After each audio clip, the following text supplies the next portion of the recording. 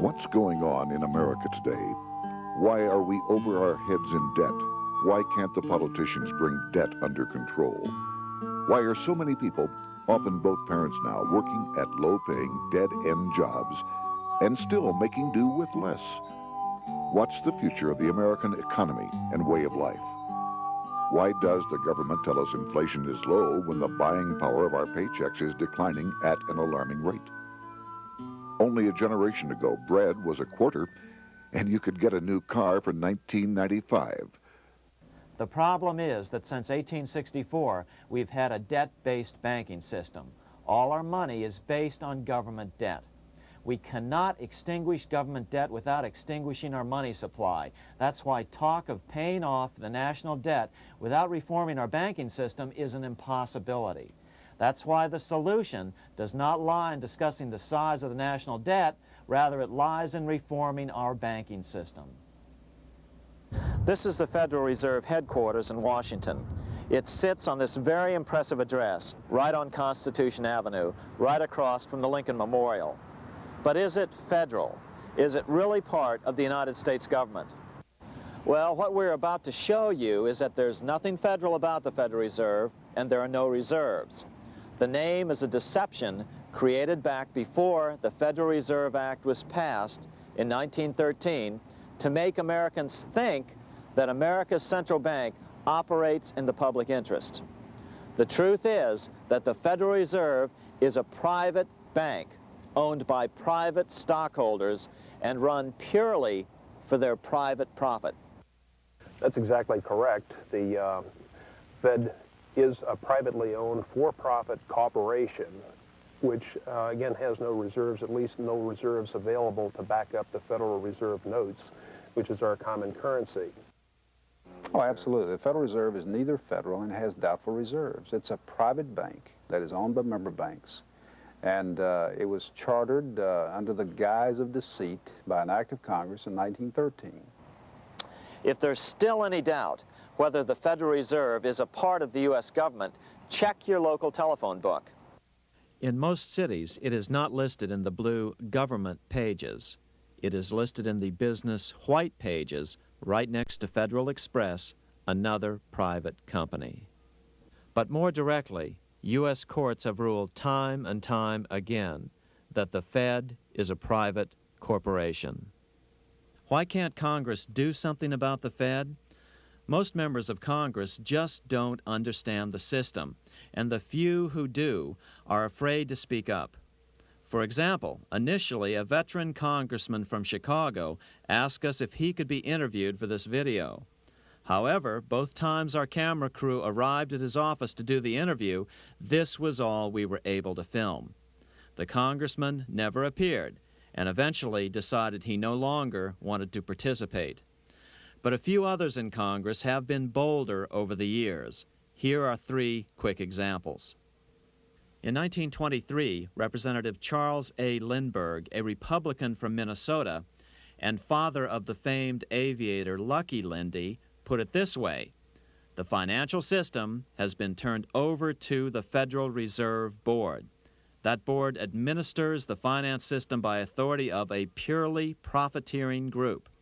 The system is private, conducted for the sole purpose of obtaining the greatest possible profits from the use of other people's money. One of the most outspoken critics in Congress of the Fed was the former chairman of the House Banking and Currency Committee during the Great Depression years. Lewis T. McFadden, Republican of Pennsylvania, said in 1932, "We have in this country one of the most corrupt institutions the world has ever known. I refer to the Federal Reserve Board. This evil institution has impoverished the people of the United States and has practically bankrupted our government. It has done this through the corrupt practices of the moneyed vultures who control it." Senator Barry Goldwater was a frequent critic of the Fed. Most Americans have no real understanding of the operation of the international moneylenders. The accounts of the Federal Reserve System have never been audited. It operates outside the control of Congress and manipulates the credit of the United States.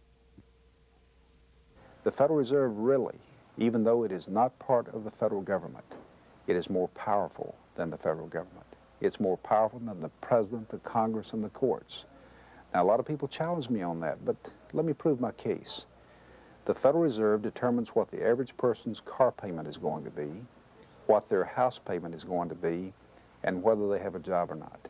And I submit to you that that's total control. And the Federal Reserve is the largest single creditor of the United States government. What does Proverbs tell us? The borrower is servant to the lender.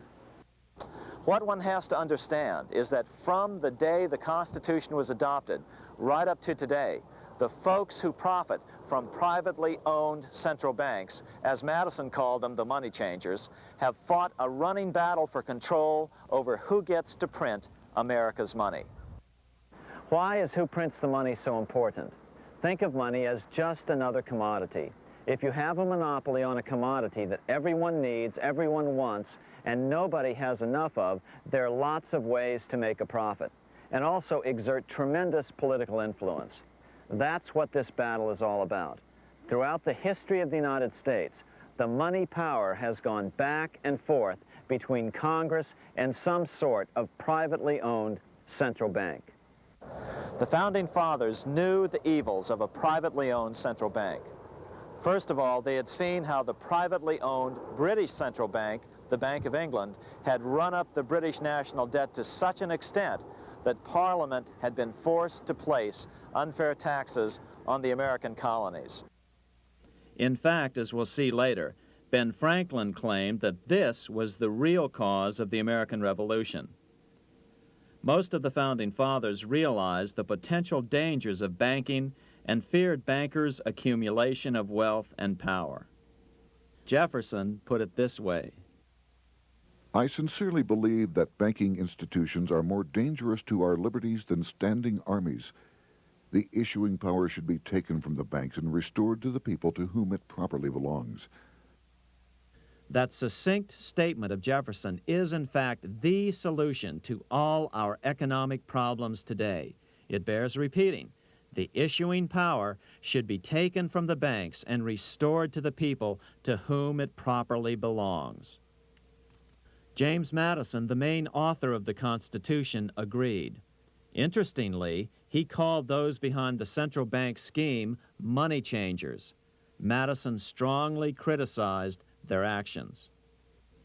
History records that the money changers have used every form of abuse, intrigue, deceit, and violent means possible to maintain their control over governments by controlling money and its issuance. The battle over who gets to issue our money has been the pivotal issue throughout the history of the United States. Wars are fought over it, depressions are caused to acquire it. Yet after World War I, this battle was rarely mentioned in newspapers or history books. Why? By World War I, the money changers, with their dominant wealth, had seized control of most of the nation's press. Throughout U.S. history, this battle over who gets the power to issue our money has raged. In fact, it's changed hands back and forth 8 times since 1764, yet this fact has virtually vanished from public view for over 3 generations behind a smokescreen emitted by Fed cheerleaders in the media. Until we stop talking about deficits and government spending and start talking about who controls how much money we have, it's all just a big shell game, a complete and utter deception. It won't matter if you pass an ironclad amendment to the Constitution mandating a balanced budget. Our situation is only going to get worse until we root out the cause at its source. What's the solution for our national problem? First of all, education. That's what this video presentation is all about. But secondly, we must act. We must take back the power to issue our own money. Issuing our own money is not a radical solution. I want to stress that. It's the same solution used at different points in U.S. history by men like Benjamin Franklin, Thomas Jefferson, Andrew Jackson, Martin Van Buren, and Abraham Lincoln.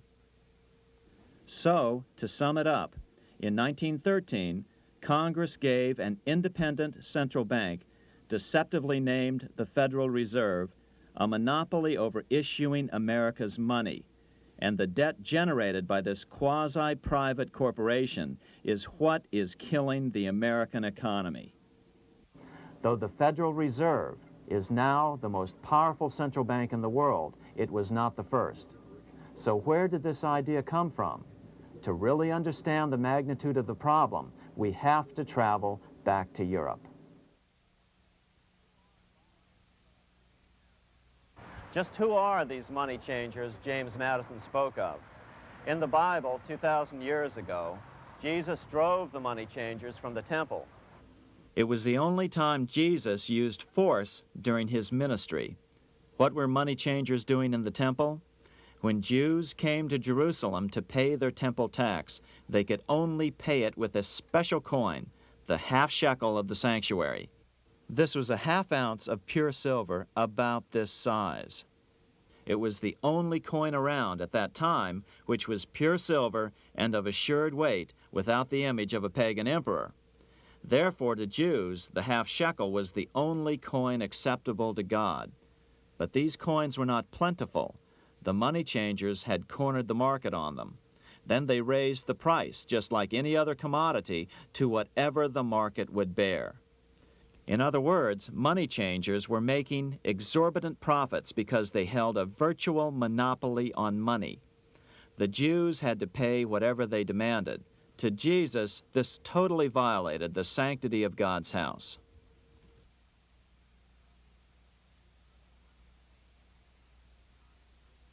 But the money-changing scam did not originate in Jesus' day. 200 years before Christ, Rome was having trouble with money changers. 2 early Roman emperors had tried to diminish the power of the money changers by reforming usury laws and limiting land ownership to 500 acres. They were both assassinated. In 48 BC, Julius Caesar took back the power to coin money from the money changers and minted coins for the benefit of all. With this new, plentiful supply of money, he built great public works projects. By making money plentiful, Caesar won the love of the common man. But the money changers hated him. Some believe this was an important factor in Caesar's assassination. One thing is for sure, with the death of Caesar came the demise of plentiful money in Rome. Taxes increased, as did corruption. Just as in the case of America today, usury and debased coin became the rule. Eventually, the Roman money supply was reduced by 90%. As a result, the common people lost their lands and their homes, just as is about to happen soon in America. With the demise of plentiful money, the masses lost confidence in the Roman government and refused to support it. Rome plunged into the gloom of the Dark Ages.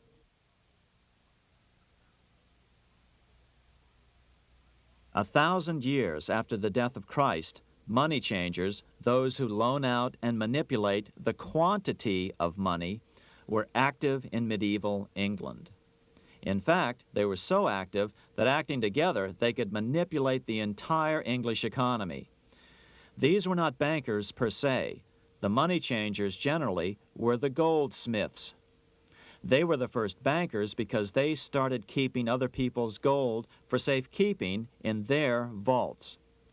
The first paper money was merely a receipt for gold left at the goldsmith.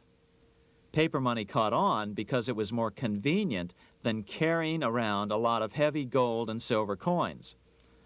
Eventually, goldsmiths noticed that only a small fraction of the depositors ever came in and demanded their gold at any one time. Goldsmiths started cheating on the system. They discovered that they could print more money than they had gold, and usually no one would be the wiser. Then they could loan out this extra money and collect interest on it. This was the birth of fractional reserve banking. That is, loaning out many times more money than you have assets on deposit. So, if $1,000 in gold were deposited with them, they could loan out about $10,000 in paper money and draw interest payments on it, and no one would ever discover the deception.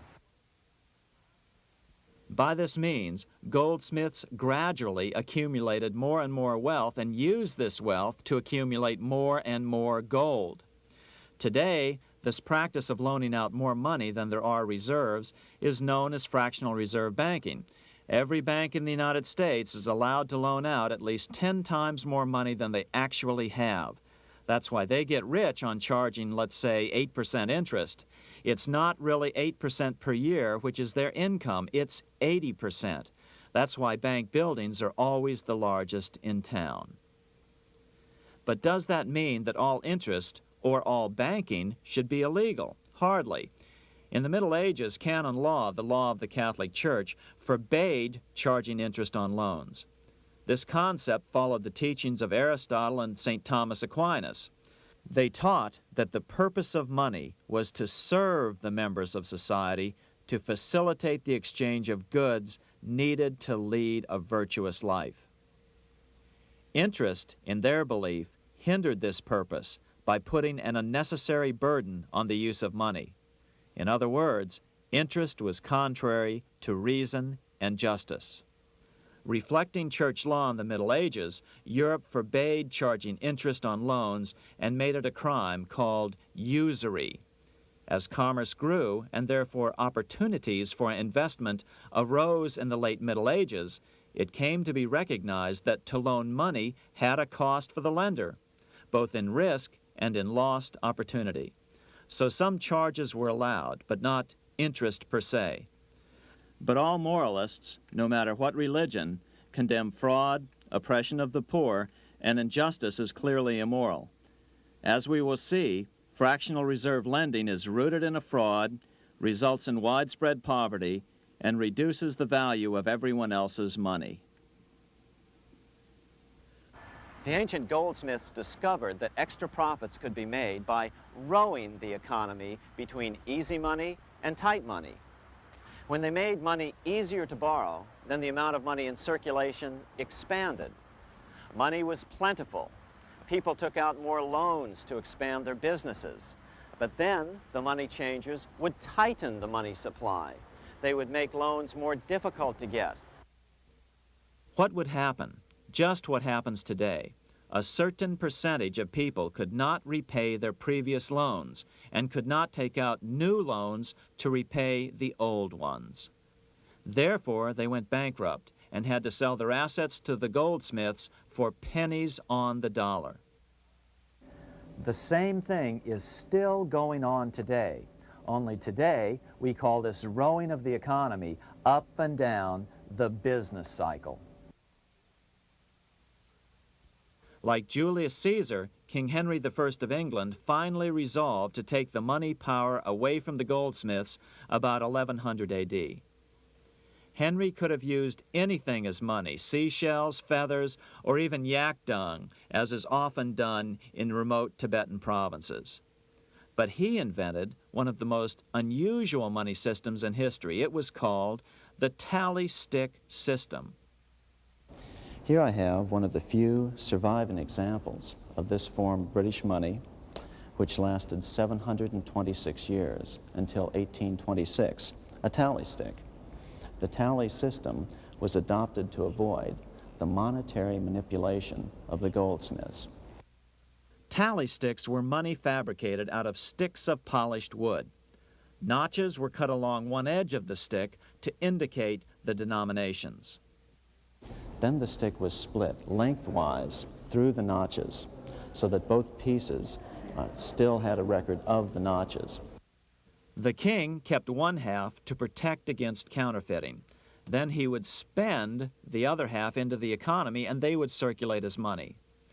This particular tally stick is huge. It represented 25,000 pounds. One of the original stockholders in the Bank of England purchased his original shares with this stick. In other words, he bought shares in the world's richest and most powerful corporation with a stick of wood. It's ironic that after its formation in 1694, the Bank of England attacked the tally stick system because it was money outside the power of the money changers, just as King Henry had wanted it to be. Why do people accept sticks of wood for money? That's a great question. Throughout history, people traded anything they thought had value and used as money. You see, the secret is that money is only what people agree on to use as money. What's our paper money today? It's really just paper. But here's the trick. King Henry ordered that tally sticks had to be used to pay the king's taxes. This built-in demand for tally sticks immediately made them circulate and be accepted as money. And they worked well. In fact, no other form of money has worked so well for so long as tally sticks. Keep in mind, the British Empire was built under the tally stick system. The tally stick system succeeded despite the fact that the money changers constantly attacked it by offering the metal coin system as competition. In other words, metal coins never went completely out of circulation, but tally sticks hung on because they were good for the payment of taxes. Finally, in the 1500s, King Henry VIII relaxed the laws concerning usury, and the money changers wasted no time reasserting themselves. They quickly made their gold and silver money plentiful for a few decades.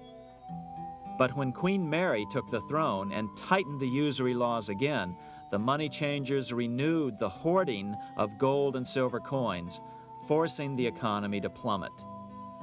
When Queen Mary's sister, Queen Elizabeth I, took the throne, she was determined to regain control over English money. Her solution was to issue gold and silver coins from the public treasury and take the control over the money supply away from the money changers. Although control over money was not the only cause of the English Revolution in 1642, religious differences fueled the conflict. Monetary policy played a major role.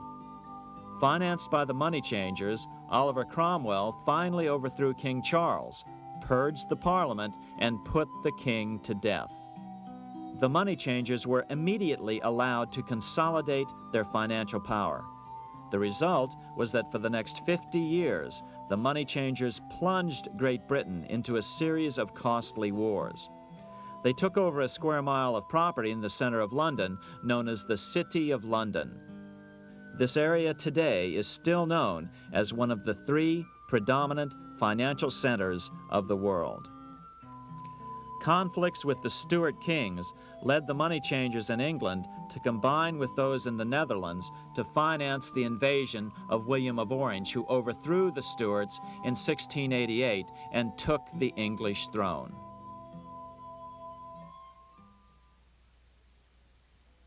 By the end of the 1600s, England was in financial ruin. 50 years of more or less continuous wars with France and Holland had exhausted her. Frantic government officials met with the money changers to beg for the loans necessary to pursue their political purposes. The price was high: a government-sanctioned, privately owned bank which could issue money created out of nothing. It was to be the modern world's first privately owned central bank, the Bank of England. Although it was deceptively called the Bank of England to make the general population think it was part of the government, it was not. Like any other private corporation, the Bank of England sold shares to get started. The investors, whose names were never revealed, were supposed to put up £1.25 million British pounds in gold coin to buy their shares in the bank, but only £750,000 was ever received. Despite that, the bank was duly chartered in 1694 and started out in the business of loaning out several times the money it supposedly had in reserves, all at interest. In exchange, the new bank would loan British politicians as much of the new currency as they wanted, as long as they secured the debt by direct taxation of the British people. So, legalization of the Bank of England amounted to nothing less than legal counterfeiting of a national currency for private gain. Unfortunately, nearly every nation now has a privately controlled central bank using the Bank of England as the basic model. Such is the power of these central banks that they soon take total control over a nation's economy. It soon amounts to nothing but a plutocracy, rule by the rich. It would be like putting control of the army in the hands of the mafia. The danger of tyranny would be extreme. Yes, we need central banks. No, we do not need them in private hands. The central bank scam is really a hidden tax. The nation sells bonds to the central bank to pay for things it does not have the political will to raise taxes to pay for. But the bonds are purchased with money the central bank creates out of nothing. More money in circulation makes your money worth less. The government gets as much money as it needs, and the people pay for it in inflation. The beauty of the plan is that not one person in 1,000 can figure it out because it's usually hidden behind complex-sounding economics gibberish. With the formation of the Bank of England, the nation was soon awash in money. Prices throughout the country doubled. Massive loans were granted for just about any wild scheme. One venture proposed to drain the Red Sea to recover gold supposedly lost when the Egyptian army drowned pursuing Moses and the Israelites. By 1698, government debt grew from the initial £1.25 million to £16 million. Naturally, taxes were increased and then increased again to pay for all of this. With the British money supply firmly in their grip, the British economy began a wild roller coaster series of booms and depressions, exactly the sort of thing a central bank claims it is determined to prevent. There are two things which I think are intrinsic not just to the Bank of England, but to central banking generally. The first is an involvement in the formulation of monetary policy with the specific objective of achieving monetary stability. However, since the Bank of England took control, the British pound has rarely been stable. Now let's take a look at the role of the Rothschild family, the family said to be the wealthiest in the world.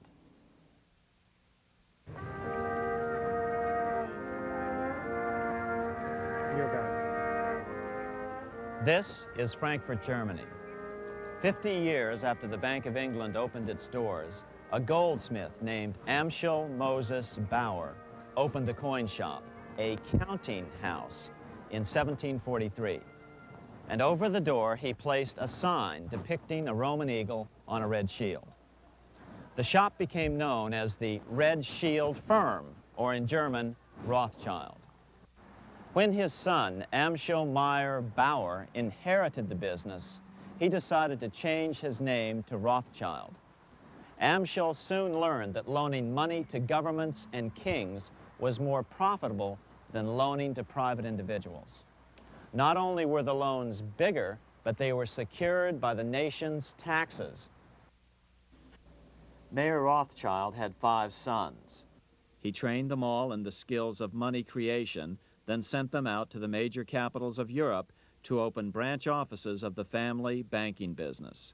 His first son, Amschel Meyer, stayed in Frankfurt to mind the hometown bank. His second son, Solomon, was sent to Vienna. His third son, Nathan, was clearly the most clever. He was sent to London at age 21 in 1798, 100 years after the founding of the Bank of England. His fourth son, Karl, went to Naples, and his fifth son, Jacob, went to Paris. In 1785, Mayer Amschel moved his entire family to this larger house, a 5-story dwelling he shared with the Schiff family. This house was known as the Green Shield. The Rothschilds and the Schiffs would play a central role in the rest of European financial history and in that of the United States. The Rothschilds broke into dealings with European royalty here at Wilhelmshof, the palace of the wealthiest man in Germany. In fact, the wealthiest monarch in all Europe, Prince William of Hesse-Kassel. At first, the Rothschilds were only helping William speculate in precious coins. But when Napoleon chased Prince William into exile, he sent £550,000, a gigantic sum at that time, to Nathan Rothschild in London with instructions for him to buy consols, British government bonds, also called government stock. But Rothschild used the money for his own purposes.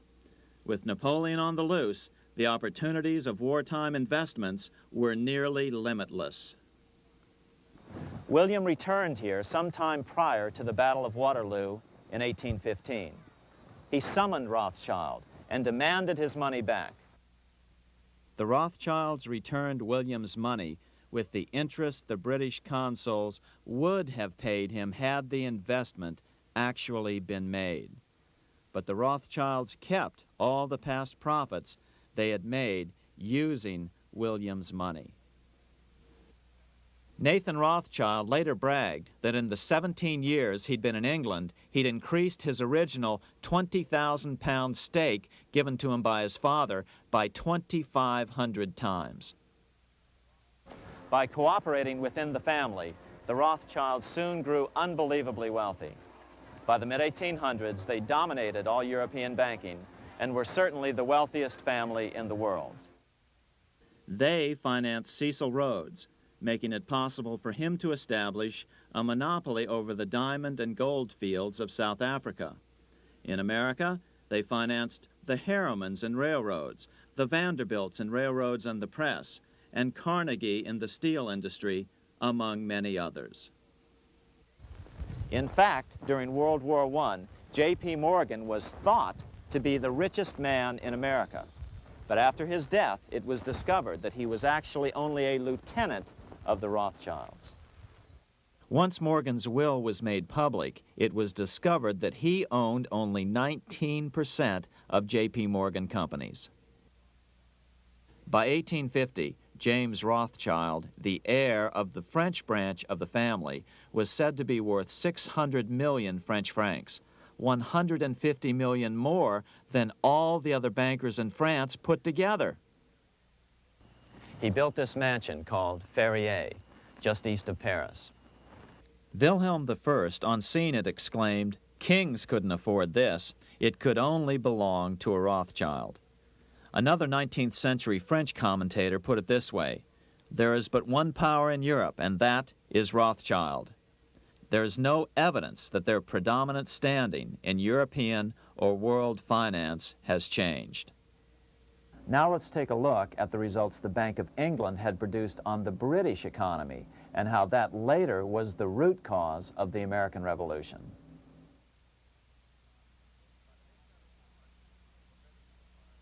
By the mid-1700s, the British Empire was nearing its height of power around the world. But Britain had fought 4 costly wars in Europe since the creation of their privately owned central bank, the Bank of England. The cost had been high. To finance these wars, the British Parliament here had borrowed heavily from the bank. By the mid-1700s, the government's debt here in Britain was 140 million pounds, a staggering sum for those days. Consequently, the British government embarked on a program of trying to raise revenues from their American colonies in order to make their interest payments to the bank. But in America, it was a different story. The scourge of a privately owned central bank had not yet hit. This is Independence Hall in Philadelphia, where the Declaration of Independence and Constitution were signed. In the mid-1700s, pre-revolutionary America was still relatively poor. There was a severe shortage of precious metal coins to trade for goods, so the early colonists were forced to experiment with printing their own homegrown paper money. Some of these experiments were successful. Franklin was a big supporter of the colonies printing their own paper money. In 1757, Franklin was sent to London. He ended up staying for the next 18 years here, nearly until the start of the American Revolution. During this period, the American colonies began to issue their own money. Called colonial scrip, the endeavor was very successful.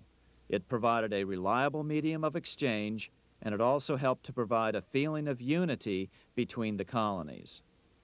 Remember, colonial scrip was just paper money, debt-free money, printed in the public interest, and not backed by gold or silver coin. In other words, it was a totally fiat currency.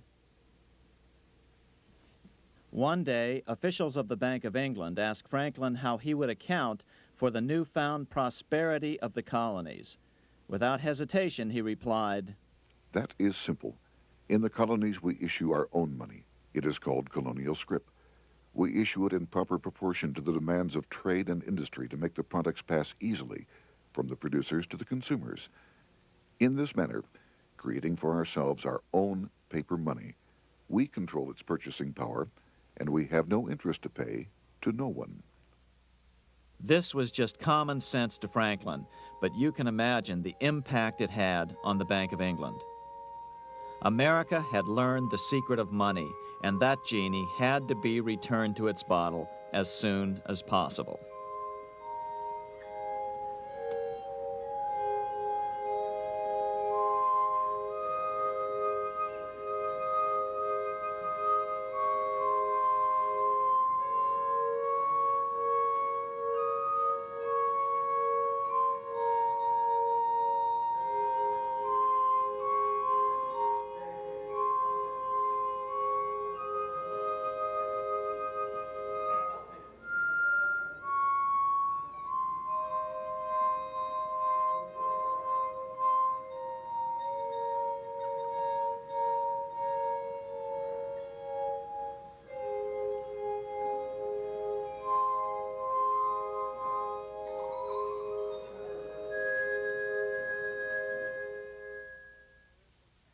As a result, Parliament hurriedly passed the Currency Act of 1764.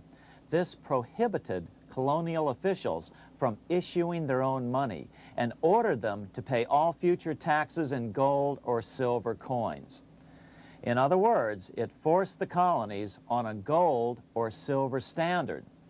For those who still believe that a gold standard is the answer for America's current monetary problems, look what happened to America after that. Writing in his autobiography, Franklin said, In 1 year, the conditions were so reversed that the era of prosperity ended and a depression set in to such an extent that the streets of the colonies were filled with unemployed. Franklin claims that this was even the basic cause for the American Revolution.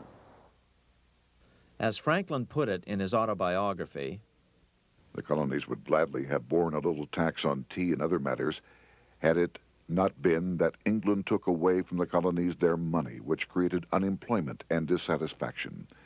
The inability of the colonists to get the power to issue their own money permanently out of the hands of George III and the international bankers was the prime reason for the Revolutionary War. by the time the first shots were fired in Lexington, Massachusetts, on April 19, 1775, the colonies had been drained of gold and silver coin by British taxation. As a result, the Continental government had no choice but to print money to finance the war. At the start of the Revolution, the U.S. money supply stood at $12 million. By the end of the war, it was nearly $500 million. As a result, the currency was virtually worthless. Shoes sold for $5,000 a pair. Colonial scrip had worked because just enough was issued to facilitate trade. As George Washington lamented, a wagon load of money will scarcely purchase a wagon load of provisions. Today, those who support a gold-backed currency point to this period during the Revolution to demonstrate the evils of a fiat currency.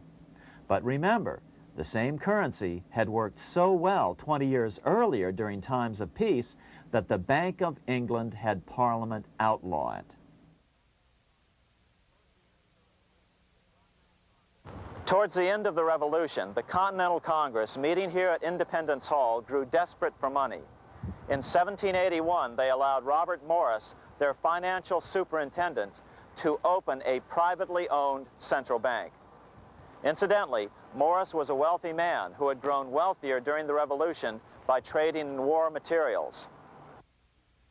Called the Bank of North America, the new bank was closely modeled after the Bank of England. It was allowed to practice fractional reserve banking. That is, it could lend out money it didn't have, then charge interest on it.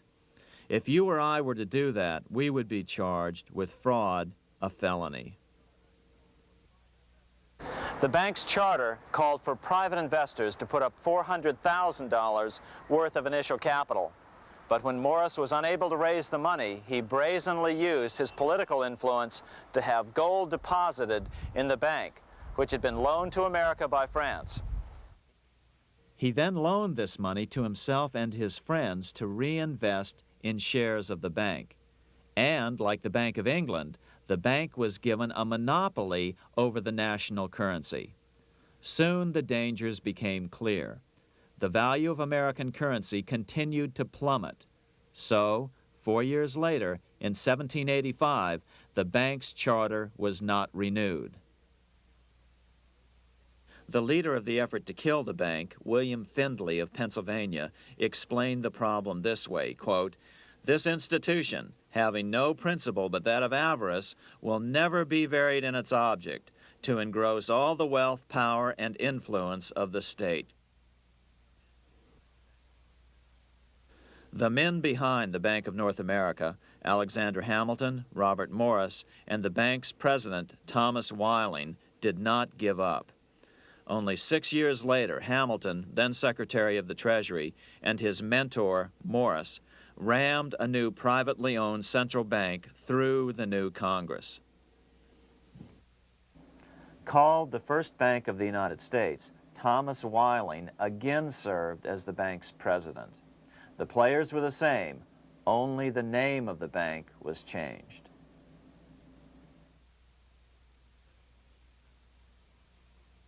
In 1787, colonial leaders assembled in Philadelphia to replace the ailing Articles of Confederation. As we saw earlier, both Thomas Jefferson and James Madison were unalterably opposed to a privately owned central bank. They had seen the problems caused by the Bank of England. They wanted nothing of it. As Jefferson later put it,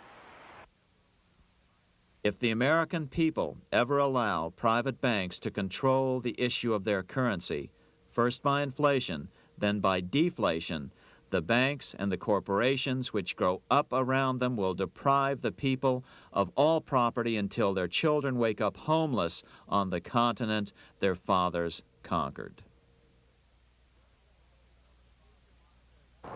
During the debate over the future monetary system, another one of the founding fathers, Gouverneur Morris, castigated the motivations of the owners of the Bank of North America. Gouverneur Morris headed the committee that wrote the final draft of the Constitution. Morris knew the motivations of the bank well. Along with his old boss, Robert Morris, Gouverneur Morris and Alexander Hamilton were the ones who had presented the original plan for the Bank of North America to the Continental Congress in the last year of the Revolution. In a letter he wrote to James Madison on July 2nd, 1787, Gouverneur Morris revealed what was really going on. The rich will strive to establish their dominion and enslave the rest. They always did. They always will. They will have the same effect here as elsewhere if we do not, by the power of government, keep them in their proper spheres.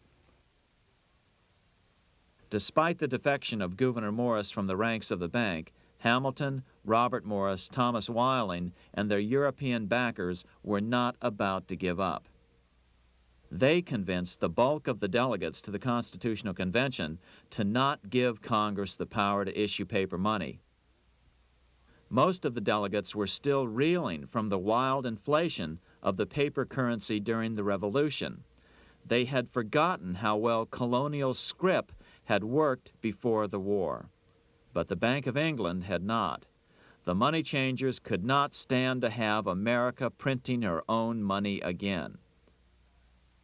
So the Constitution is silent on the matter. This grievous defect left the door wide open for the money changers, just as they had planned.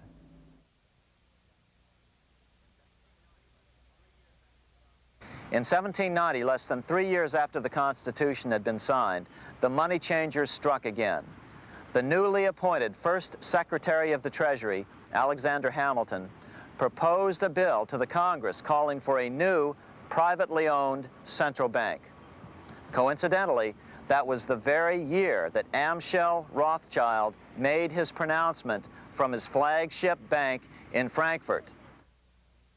Let me issue and control a nation's money, and I care not who writes the laws. Alexander Hamilton was a tool of the international bankers, and he wanted to create the U.S. Bank, the BUS, or the Bank of the United States, and did so. Interestingly, one of Hamilton's first jobs after graduating from law school in 1782 was as an aide to Robert Morris, the head of the Bank of North America. In fact, the year before, Hamilton had written Morris a letter saying, "A national debt, if it is not excessive, will be to us a national blessing." A blessing to whom? After a year of intense debate, in 1791, Congress passed the bill and gave it a 20-year charter. The new bank was to be called the First Bank of the United States, or BUS. Here we are in front of the First Bank of the United States in Philadelphia. The bank was given a monopoly on printing U.S. currency, even though 80% of its stock would be held by private investors. The other 20% would be purchased by the U.S. government. But the reason was not to give the government a piece of the action.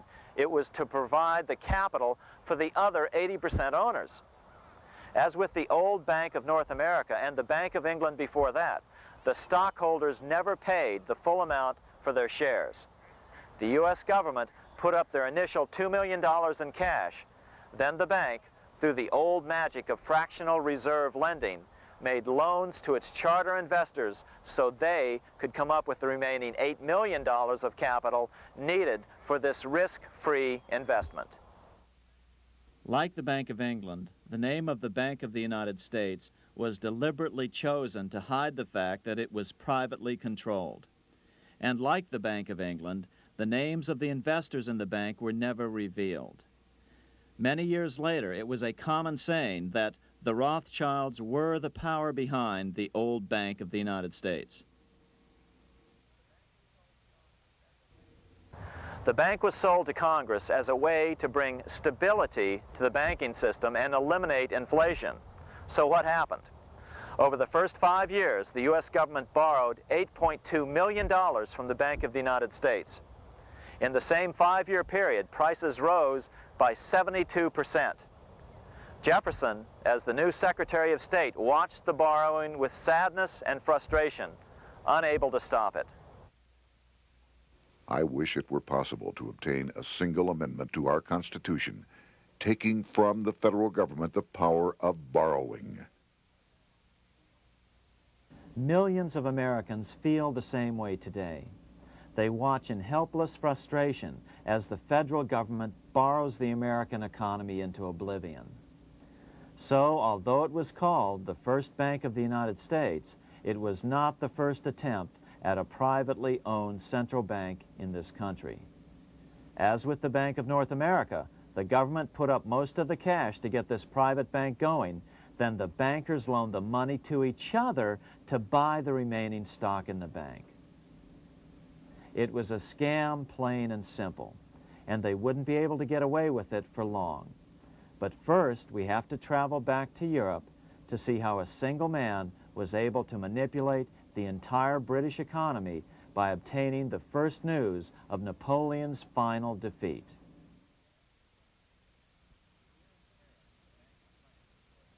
Here in Paris, the Bank of France was organized in 1800, just like the Bank of England. But Napoleon decided France had to break free of debt, and he never trusted the Bank of France. He declared that when a government is dependent upon bankers for money, the bankers, not the leaders of the government, are in control. The hand that gives is above the hand that takes. Money has no motherland. Financiers are without patriotism and without decency. Their sole object is gain. Back in America, unexpected help was about to arrive. In 1800, Thomas Jefferson narrowly defeated John Adams to become the third president of the United States. By 1803, Jefferson and Napoleon had struck a deal. The U.S. would give Napoleon $3 million in gold in exchange for a huge chunk of territory west of the Mississippi River, the Louisiana Purchase. With that $3 million, Napoleon quickly forged an army and set off across Europe, conquering everything in his path. But the Bank of England quickly rose to oppose him. They financed every nation in his path, reaping the enormous profits of war. Prussia, Austria, and finally Russia all went heavily into debt in a futile attempt to stop Napoleon. 4 years later, with the main French army in Russia, 30-year-old Nathan Rothschild, the head of the London office of the Rothschild family, personally took charge of a bold plan to smuggle a much-needed shipment of gold right through France to finance an attack by the Duke of Wellington from Spain. Nathan later bragged at a dinner party in London that it was the best business he'd ever done. Little did he know that he would do much better business in the near future. Wellington's attacks from the south and other defeats eventually forced Napoleon to abdicate, and Louis XVIII was crowned king. Napoleon was exiled to Elba, a tiny island off the coast of Italy, supposedly exiled from France forever.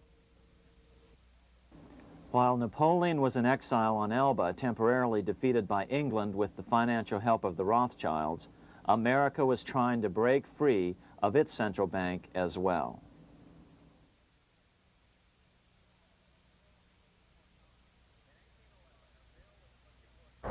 In 1811, a bill was put before Congress to renew the charter of the Bank of the United States.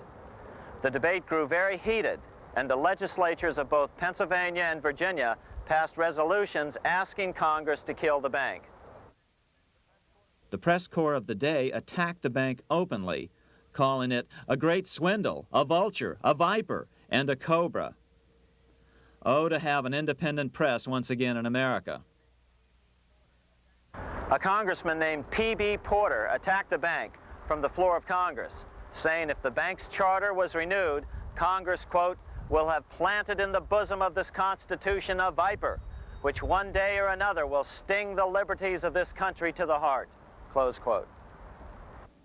Prospects didn't look that good for the bank. Some writers have even claimed that Nathan Rothschild warned that the United States would find itself involved in a most disastrous war if the bank's charter were not renewed. But it wasn't enough. When the smoke had cleared, the renewal bill was defeated by a single vote in the House and was deadlocked in the Senate. By now, America's fourth president, James Madison, was in the White House. Remember, Madison was a staunch opponent of the bank. His vice president, George Clinton, broke a tie in the Senate and sent the bank into oblivion. Within 5 months, England attacked the U.S., and the War of 1812 was on. But the British were still busy fighting Napoleon, and so the War of 1812 ended in a draw in 1814. Though the money changers were temporarily down, they were far from out. It would take them only another 2 years to bring back their bank bigger and stronger than ever.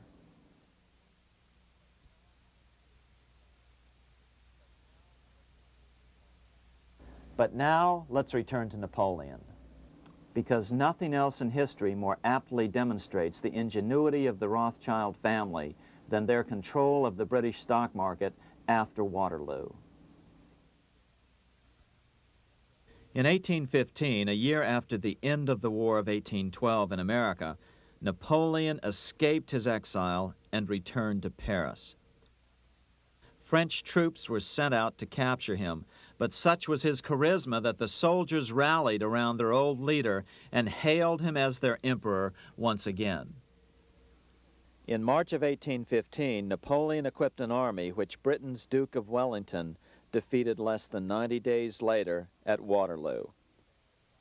Some writers claim Napoleon borrowed £5 million from the Bank of England to rearm, but it appears these funds actually came from the Ouvard banking house in Paris. Nevertheless, from about this point on, it was not unusual for privately controlled central banks to finance both sides in a war. Why would a central bank finance opposing sides in a war? Because war is the biggest debt generator of them all. A nation will borrow any amount for victory. The ultimate loser is loaned just enough to hold out the vain hope of victory, and the ultimate winner is given enough to win. Besides, such loans are usually conditioned upon the guarantee that the victor will honor the debts of the vanquished.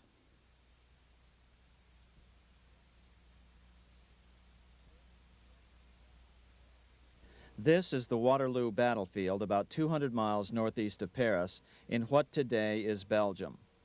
Here Napoleon suffered his final defeat, but not before thousands of French and Englishmen gave their lives on a steamy summer day in July of 1815. Right over there, on June 18, 1815, 74,000 French troops met 67,000 troops from Britain and other European nations.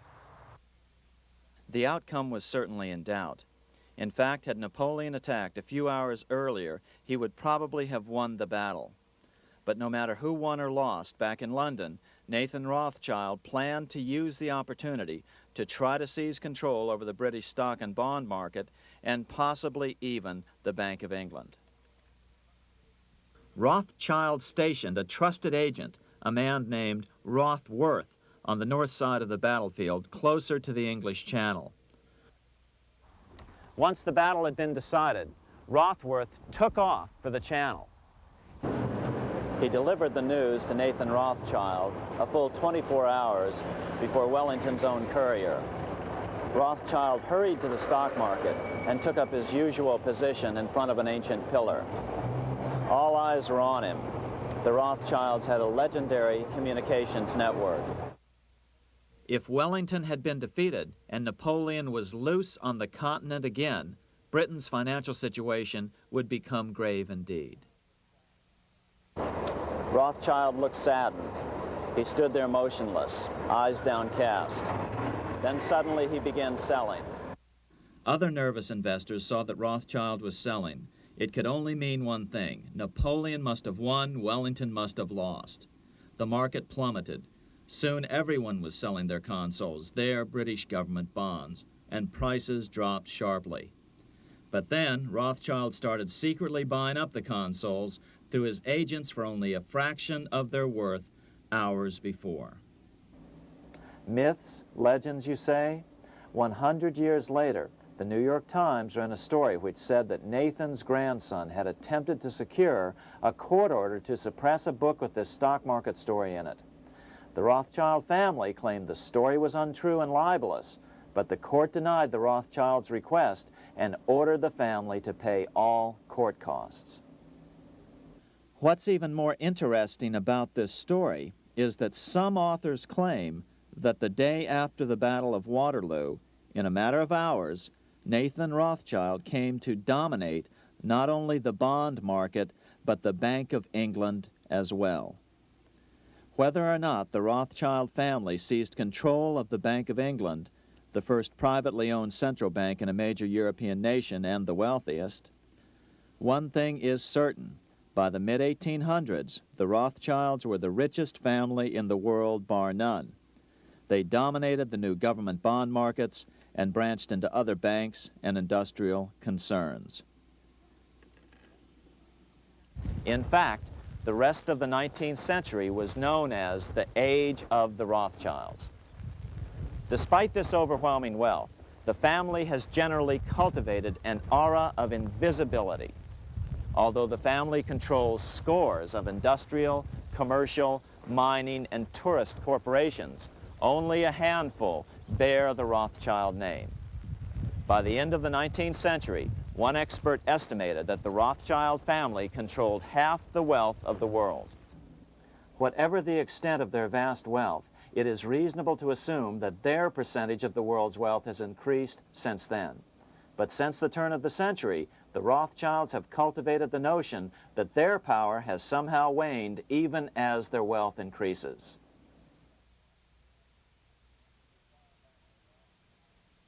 Meanwhile, back in Washington in 1816, just 1 year after Waterloo and Rothschild's alleged takeover of the Bank of England, the American Congress passed a bill permitting yet another privately owned central bank. This bank was called the Second Bank of the United States. The new bank's charter was a copy of the previous banks. The U.S. government would own 20% of the shares of the bank. Of course, the federal share was paid by the Treasury up front into the bank's coffers.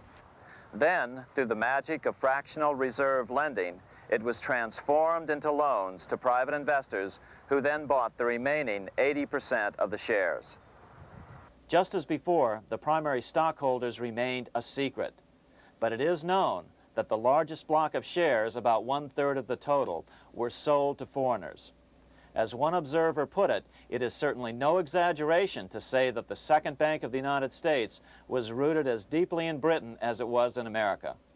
So, by 1816, some authors claim the Rothschilds had taken control over the Bank of England and backed a new, privately owned central bank in America as well.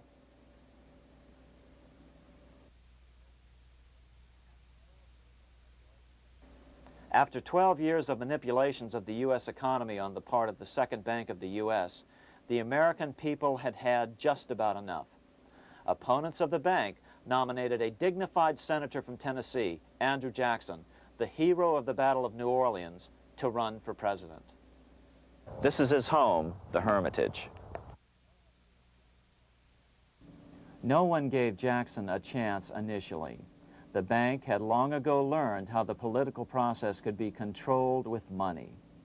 To the surprise and dismay of the money changers, Jackson was swept into office in 1828. Jackson was determined to kill the bank at the first opportunity and wasted no time in trying to do so. But the bank's 20-year charter didn't come up for renewal until 1836, the last year of his second term, if he could survive that long. During his first term, Jackson contented himself with rooting out the bank's many minions from government service. He fired 2,000 of the 11,000 employees of the federal government. In 1832, with his re-election approaching, the bank struck an early blow, hoping Jackson would not want to stir up controversy. They asked Congress to pass a renewal bill 4 years early. Naturally, Congress complied, then sent it to the president for signing. But Jackson weighed in with both feet. Old Hickory, never a coward, vetoed the bill. His veto message is one of the great American documents. It clearly lays out the responsibility of the American government towards its citizens, rich and poor. It is not our own citizens only who are to receive the bounty of our government. More than 8 million of the stock of this bank are held by foreigners. Is there no danger to our liberty and independence in a bank that in its nature has so little to bind it to our country? Controlling our currency, receiving our public monies, and holding thousands of our citizens' independence would be more formidable and dangerous than a military power of the enemy. If government would confine itself to equal protection and, as heaven does its rains, shower its favor alike on the high and the low, the rich and the poor, it would be an unqualified blessing. In the act before me, there seems to be a wide and unnecessary departure from these just principles. Later that year, in July 1832, Congress was unable to override Jackson's veto. Now Jackson had to stand for re-election. Jackson took his argument directly to the people. For the first time in U.S. history, Jackson took his presidential campaign on the road. Before then, presidential candidates stayed at home and looked presidential. His campaign slogan was "Jackson and no bank." The National Republican Party ran Senator Henry Clay against Jackson. Despite the fact that the bankers poured over $3 million into Clay's campaign, Jackson was reelected by a landslide in November of 1832. Despite his presidential victory, Jackson knew the battle was only beginning. "The hydra of corruption is only scotched, not dead," said the newly elected president. Jackson ordered his new Secretary of Treasury, Lewis McLean, to start removing the government's deposits from the second bank and start placing them in state banks. But McLean refused to do so. Jackson fired him and appointed William J. Duane as the new Secretary of the Treasury. Duane also refused to comply with the president's requests, and so Jackson fired him as well, and then appointed Roger B. Taney to the office. Taney did withdraw government funds from the bank starting on October 1st, 1833. Jackson was jubilant. "I have it chained. I'm ready with screws to draw every tooth and then the stumps." But the bank was not yet done fighting. Its head, Nicholas Biddle, used his influence to get the Senate to reject Taney's nomination. Then, in a rare show of arrogance, Biddle threatened to cause a depression if the bank was not rechartered. This worthy president thinks that because he has scalped Indians and imprisoned judges, he is to have his way with the bank. He is mistaken. Next, in an unbelievable fit of honesty for a central banker, Biddle admitted that the bank was going to make money scarce to force Congress to restore the bank.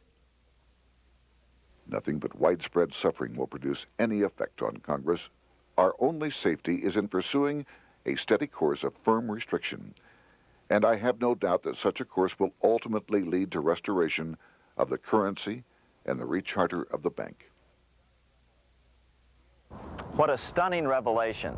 Here was the pure truth, revealed with shocking clarity.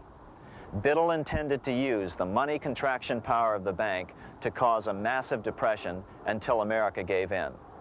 Unfortunately, this has happened time and time again throughout U.S. history and is about to happen again in today's world. Nicholas Biddle made good on his threat. The bank sharply contracted the money supply by calling in old loans and refusing to extend new ones. A financial panic ensued, followed by a deep depression.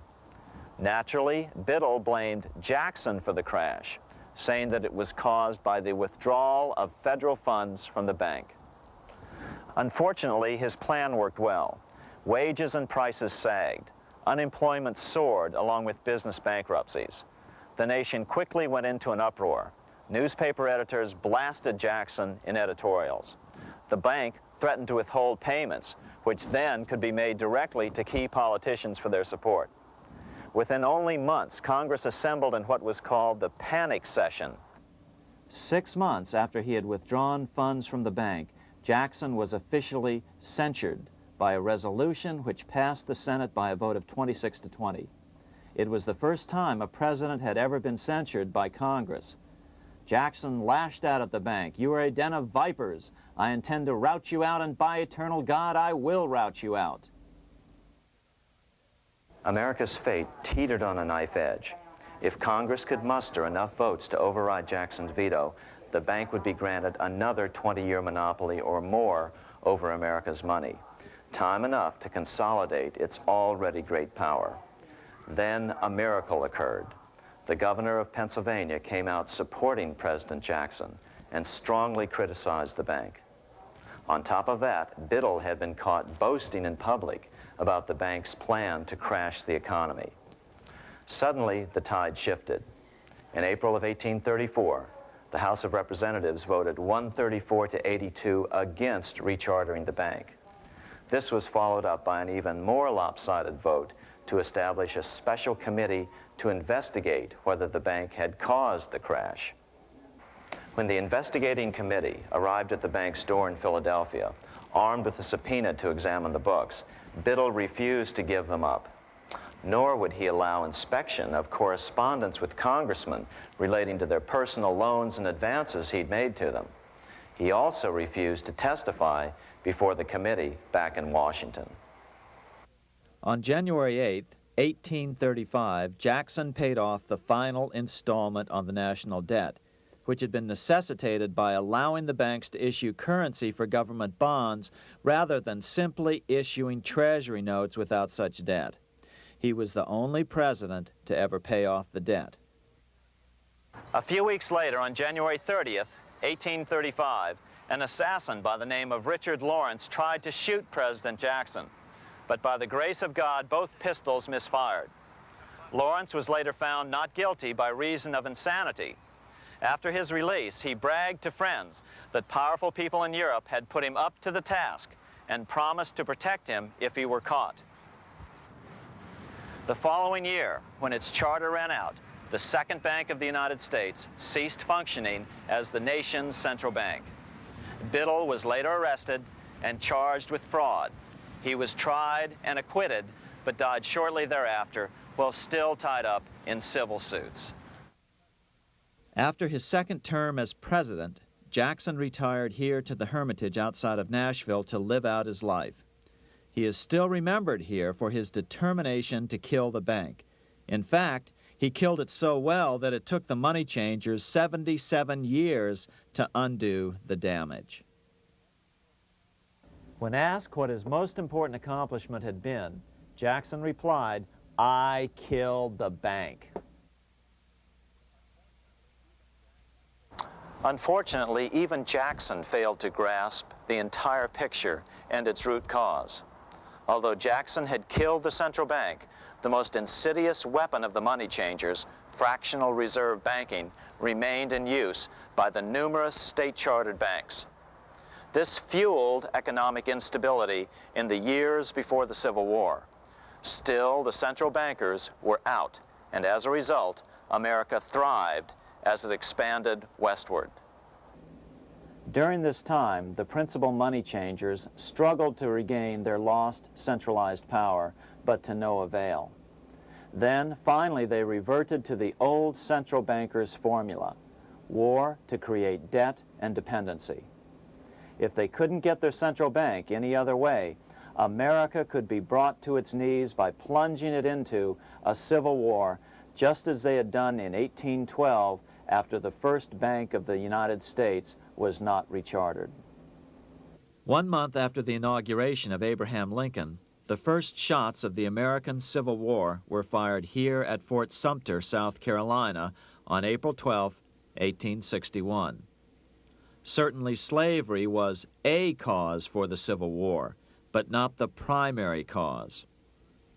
Lincoln knew that the economy of the South depended upon slavery, and so before the Civil War, he had no intention of eliminating it. Lincoln had put it this way in his inaugural address only 1 month earlier. I have no purpose, directly or indirectly, to interfere with the institution of slavery in the states where it now exists. I believe I have no lawful right to do so, and I have no inclination to do so. Even after the first shots were fired here at Fort Sumter, Lincoln continued to insist that the Civil War was not about the issue of slavery. My paramount objective is to save the Union, and it is not either to save or destroy slavery. If I could save the Union without freeing any slave, I would do it. So what was the Civil War all about? There were many factors at play. Northern industrialists had used protective tariffs to prevent the southern states from buying cheaper European goods. Europe retaliated by stopping cotton imports from the South. The southern states were in a double financial bind. They were forced to pay more for most of the necessities of life, while their income from cotton exports plummeted. The South was angry. But there were other factors at work. The money changers were still stung by America's withdrawal from their control 25 years earlier. Since then, America's wildcat economy had made the nation rich, a bad example for the rest of the world. The central bankers now saw an opportunity to split the rich new nation, to divide and conquer by war. Was this just some sort of wild conspiracy theory at the time? Well, let's take a look at what a well-placed observer of the scene had to say at the time. His name was Otto von Bismarck, Chancellor of Germany, the man who united the German states a few years later. The division of the United States into federations of equal force was decided long before the Civil War by the high financial powers of Europe. These bankers were afraid that the United States, if they remained as one bloc and as one nation, would attain economic and financial independence which would upset their financial domination over the world. Within months after the first shots here at Fort Sumter, the central bankers loaned Napoleon III of France, the nephew of the Waterloo Napoleon, 210 million francs to seize Mexico and station troops along the southern border of the U.S., taking advantage of their war to violate the Monroe Doctrine and return Mexico to colonial rule. No matter what the outcome of the Civil War, a weakened America, heavily indebted to the money changers, would open up Central and South America once again to European colonization and domination. The very thing America's Monroe Doctrine had forbade in 1823. At the same time, Great Britain moved 11,000 troops into Canada and positioned them menacingly along America's northern border. The British fleet went to war alert should their quick intervention be called for. Lincoln knew he was in a double bind. That's why he agonized over the fate of the Union. There was a lot more to it than just differences between the North and the South. That's why his emphasis was always on union and not merely the defeat of the South. But Lincoln needed money to win.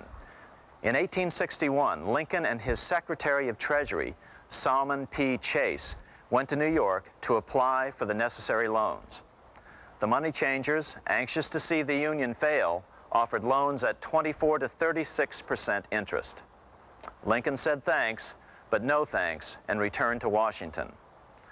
Lincoln sent for an old friend, Colonel Dick Taylor of Chicago, and put him on the problem of financing the war. During one meeting, Lincoln asked Taylor what he'd discovered. Taylor put it this way: "Why, Lincoln, that is easy. Just get Congress to pass a bill authorizing the printing of full legal tender Treasury notes, and pay your soldiers with them, and go ahead and win your war with them also." When Lincoln asked if the people of the United States would accept the notes, Taylor said, "The people, or anyone else, will not have any choice in the matter if you make them full legal tender. They will have the full sanction of the government and be just as good as any money, as Congress is given that express right by the Constitution." So that's exactly what Lincoln did. In 1862-63, he printed up $450 million worth of the new bills. In order to distinguish them from other banknotes in circulation, he printed them in green ink on the back side. That's why the notes were called greenbacks. With this new money, Lincoln paid the troops and bought their supplies. During the course of the war, nearly $450 million worth of greenbacks were printed at no interest to the federal government.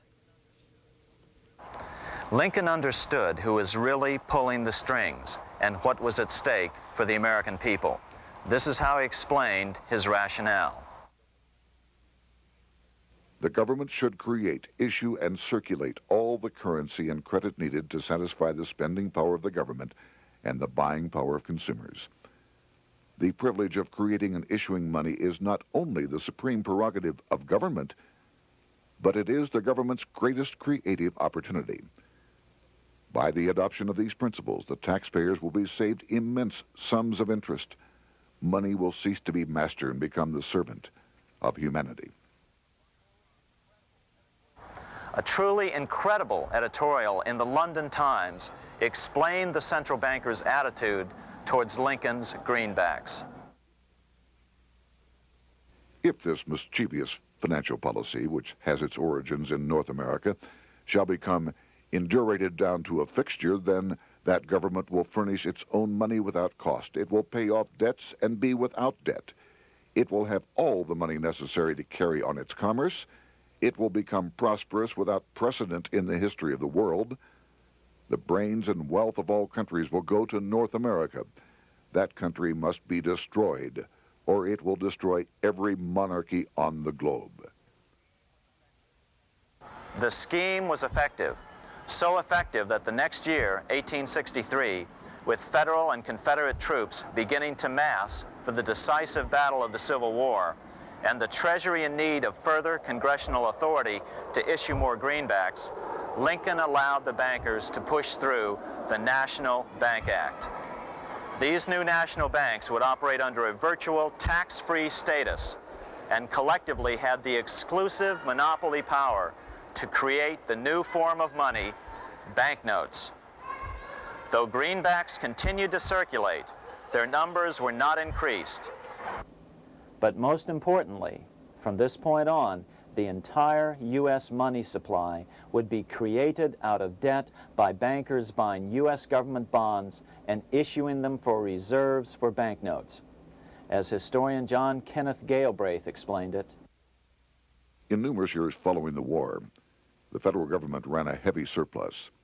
It could not, however, pay off its debt, retire its securities, because to do so meant there would be no bonds to back the national banknotes. To pay off the debt was to destroy the money supply. later in 1863, Lincoln got some unexpected help from Tsar Alexander II of Russia. The Tsar, like Bismarck in Germany, knew what the international money changers were up to and had steadfastly refused to let them set up a central bank in Russia. If America survived and was able to remain out of their clutches, the Tsar's position would remain secure. If the bankers were successful at dividing America and giving the pieces back to Great Britain and France, both nations under control of their central banks, eventually they would threaten Russia again. So the Tsar gave orders that if either England or France actively intervened and gave aid to the South, Russia would consider such action as a declaration of war. He did the same with part of his Pacific Fleet and sent them to port in San Francisco. Lincoln was reelected the next year, 1864. Had he lived, he would surely have killed the national bank's money monopoly extracted from him during the war. On November 21, 1864, he wrote a friend the following. The money power preys upon the nation in times of peace and conspires against it in times of adversity. It is more despotic than monarchy, more insolent than autocracy, more selfish than bureaucracy. Shortly before Lincoln was murdered, his former Secretary of Treasury, Salmon P. Chase, bemoaned his role in helping secure the passage of the National Banking Act only 1 year earlier. My agency in promoting the passage of the National Banking Act was the greatest financial mistake in my life. It has built up a monopoly which affects every interest in the country. On April 14, 1865, 41 days after his second inauguration and just 5 days after Lee surrendered to Grant at Appomattox, Lincoln was shot by John Wilkes Booth at Ford's Theater. Bismarck, Chancellor of Germany, lamented the death of Abraham Lincoln. The death of Lincoln was a disaster for Christendom. There was no man in the United States great enough to wear his boots. I fear that foreign bankers, with their craftiness and torturous tricks, will entirely corrupt the exuberant riches of America and use it systematically to corrupt modern civilization. They will not hesitate to plunge the whole of Christendom into wars and chaos in order that the earth should become their inheritance. Bismarck well understood the money changers' plan.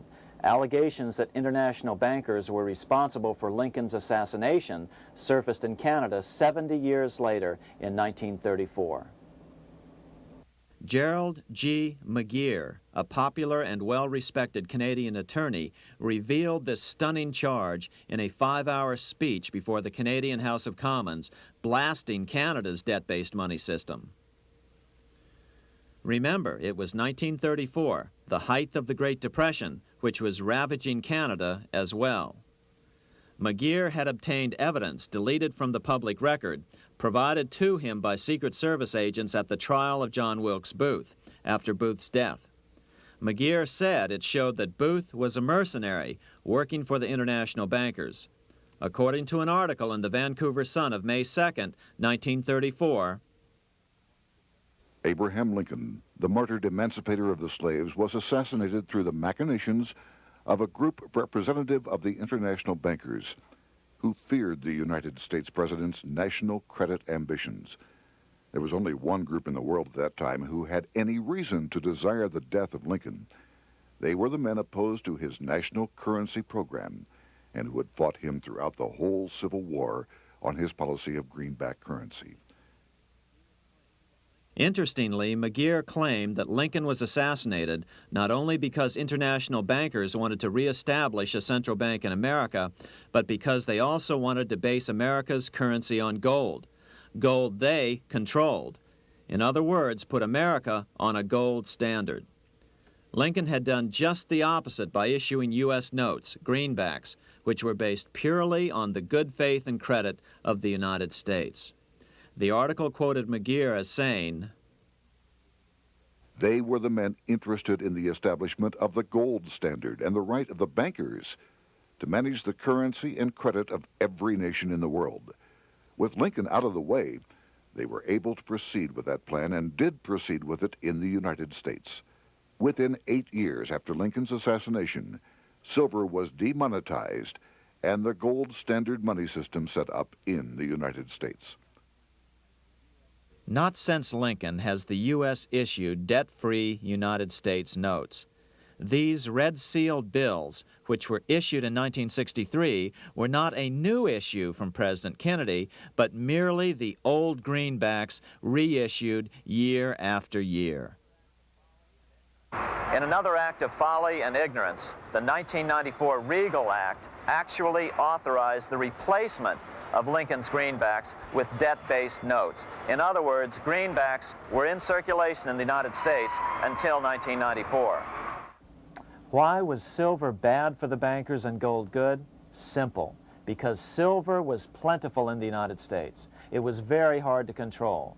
Gold was, and always has been, scarce. Throughout history, it has been relatively easy to monopolize gold, but silver has historically been 15 times more plentiful. With Lincoln out of the way, the money changers' next objective was to gain complete control over America's money. This was no easy task. With the opening of the American West, silver had been discovered in huge quantities. On top of that, Lincoln's greenbacks were generally popular. Despite the European central bankers' deliberate attacks on greenbacks, they continued to circulate in the United States, in fact, until a few years ago. According to historian W. Cleon Skousen, right after the Civil War, there was considerable talk about reviving Lincoln's brief experiment with the constitutional monetary system. Had not the European Money Trust intervened, it would have no doubt become an established institution. It is clear that the concept of America printing her own debt-free money sent shockwaves throughout the European central banking elite. They watched with horror as Americans clamored for more greenbacks. They may have killed Lincoln, but support for his monetary ideas grew. On April 12, 1866, nearly 1 year to the day of Lincoln's assassination, Congress went to work at the bidding of the European central banking interests. It passed the Contraction Act, authorizing the Secretary of the Treasury to begin to retire some of the greenbacks in circulation and thereby contract the money supply.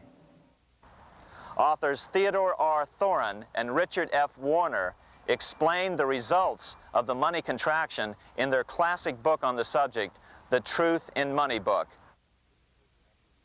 The hard times which occurred after the Civil War could have been avoided if the greenback legislation had continued as President Lincoln had intended. Instead, there were a series of money panics, what we call recessions, which put pressure on Congress to enact legislation to place the banking system under centralized control. Eventually, the Federal Reserve Act was passed on December 23, 1913. In other words, the money changers wanted two things: the reinstitution of a central bank under their exclusive control, and two, an American currency backed by gold. Their strategy was twofold. First of all, cause a series of panics to try to convince the American people that only centralized control of the money supply could provide economic stability. And secondly, remove so much money from the system that most Americans would be so desperately poor that they either wouldn't care or would be too weak to oppose the bankers. In 1866, there was $1.8 billion in currency in circulation in the United States, about $50.46 per capita. In 1867 alone, $500 million, $500 million, was removed from the U.S. money supply. 10 years later, in 1876, America's money supply was reduced to only $600 million. In other words, 2/3 of America's money had been called in by the bankers. Only $14.60 per capita remained in circulation. 10 years later, the money supply had been reduced to only $400 million, even though the population had boomed. The result was that only $6.67 per capita remained in circulation, a 760% loss in buying power over 20 years. Today, economists try to sell the idea that recessions and depressions are a natural part of something they call the business cycle. The truth is, our money supply is manipulated now just as it was before and after the Civil War. How did this happen? How did money become so scarce? Simple. Bank loans were called in and no new ones were given. In addition, silver coins were melted down. In 1872, a man named Ernest Sed was given 100,000 pounds, about $500,000, by the Bank of England and sent to America to bribe necessary congressmen to get silver demonetized. He was told that if that was not sufficient, to draw an additional 100,000 pounds or as much more as was necessary. The next year, Congress passed the Coinage Act of 1873, and the minting of silver dollars abruptly stopped. In fact, Representative Samuel Hooper, who introduced the bill in the House, acknowledged that Mr. Sed actually drafted the legislation. But it gets even worse than that. In 1874, Sed himself admitted who was behind the scheme. I went to America in the winter of 1872-73, authorized to secure, if I could, the passage of a bill demonetizing silver. It was in the interest of those I represented, the governors of the Bank of England, to have it done. By 1873, gold coins were the only form of coin money. But the contest over control of America's money was not yet over. Only 3 years later, in 1876, with 1/3 of America's workforce unemployed, the population was growing restless. People were clamoring for a return to the greenback money system of President Lincoln, or a return to silver money, anything that would make money more plentiful. That year, Congress created the United States Silver Commission to study the problem. Their report clearly blamed the monetary contraction on the national bankers. The report is interesting because it compares the deliberate money contraction by the national bankers after the Civil War to the fall of the Roman Empire. The disaster of the Dark Ages was caused by decreasing money and falling prices. Without money, civilization could not have had a beginning, and with a diminishing supply, it must languish and, unless relieved, finally perish. At the Christian era, the metallic money of the Roman Empire amounted to $1,800,000,000. By the end of the 15th century, it had shrunk to less than $200 million. History records no other such disastrous transition as that from the Roman Empire to the Dark Ages.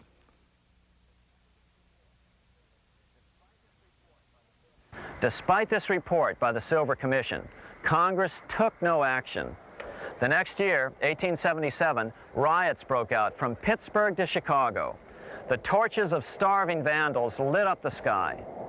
The bankers huddled to decide what to do. They decided to hang on.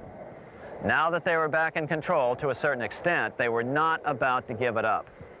At the meeting of the American Bankers Association that year, they urged their membership to do everything in their power to put down the notion of a return to greenbacks.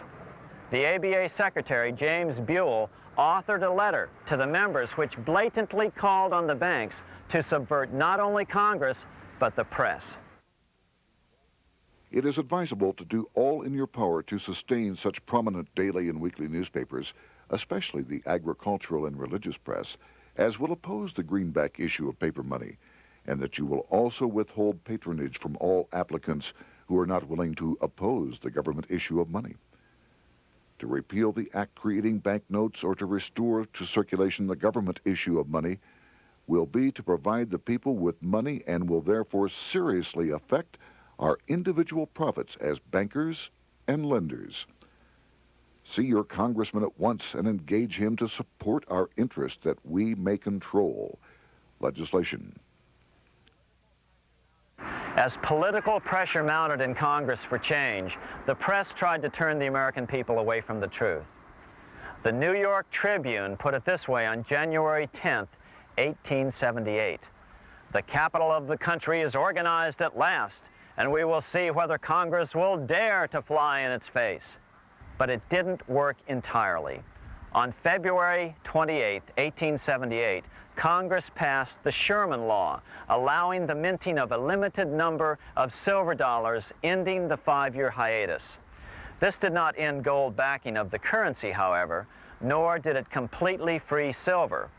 Previous to 1873, anyone who brought silver to the U.S. Mint could have it struck into silver dollars free of charge. No longer. But at least some money began to flow back into the economy again. With no further threat to their control, the bankers loosened up on loans, and the post-Civil War depression was finally ended. 3 years later, the American people elected Republican James Garfield president. Garfield understood how the economy was being manipulated. As a congressman, he had been chairman of the Appropriations Committee and was a member of Banking and Currency. After his inauguration, he slammed the money changers publicly in 1881. Whoever controls the volume of money in any country is absolute master of all industry and commerce. And when you realize that the entire system is very easily controlled, one way or another, by a few powerful men at the top, you will not have to be told how periods of inflation and depression originate. Unfortunately, within a few weeks of making this statement, on July 2nd of 1881, President Garfield was assassinated.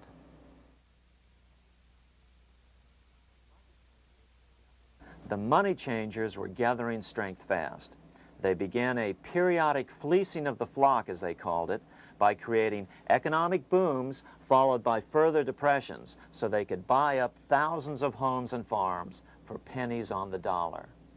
In 1891, the money changers prepared to take the American economy down again, and their methods and motives were laid out with shocking clarity in a memo sent out by the American Bankers Association, the ABA, an organization in which most bankers were members. Notice that this memo called for bankers to create a depression on a certain date 3 years in the future.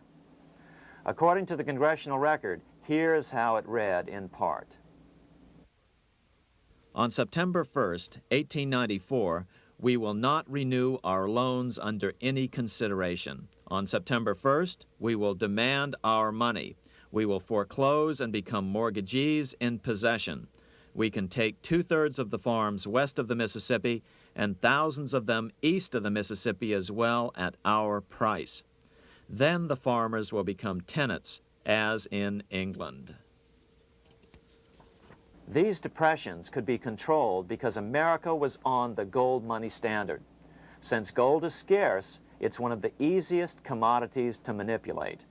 People wanted silver money legalized again so they could escape the stranglehold the money changers had on gold money. People wanted silver money reinstated, reversing Mr. Said's Act of 1873, by then called the Crime of '73. By 1896, the issue of more silver money had become the central issue in the presidential campaign. William Jennings Bryan, a senator from Nebraska, ran for president as a Democrat on the free silver issue. At the Democratic National Convention in Chicago, he made an emotional speech which won him the nomination entitled Crown of Thorns and Cross of Gold. Though Bryan was only 36 years old at the time, this speech is widely regarded as the most famous oration ever made before a political convention. In the dramatic conclusion, Bryan said, We will answer their demand for a gold standard by saying to them, You shall not press down upon the brow of labor this crown of thorns. You shall not crucify mankind upon a cross of gold. The bankers lavishly supported the Republican candidate, William McKinley, who favored the gold standard. The resulting contest was amongst the most fiercely contested presidential races in American history. Bryan made over 600 speeches in 27 states. The McKinley campaign got manufacturers and industrialists to inform their employees that if Bryan were elected, all factories and plants would close and there would be no work. The ruse succeeded. McKinley beat Bryan by a small margin. Bryan ran for president again in 1900 and in 1908, but fell short each time. During the 1912 Democratic Convention, Bryan was a powerful figure who helped Woodrow Wilson win the nomination. When Wilson became president, he appointed Bryan as Secretary of State, but Bryan soon became disenchanted with the Wilson administration. Bryan served only 2 years in the Wilson administration before resigning in 1915 over the highly suspicious sinking of the Lusitania, the event which was used to drive America into World War I.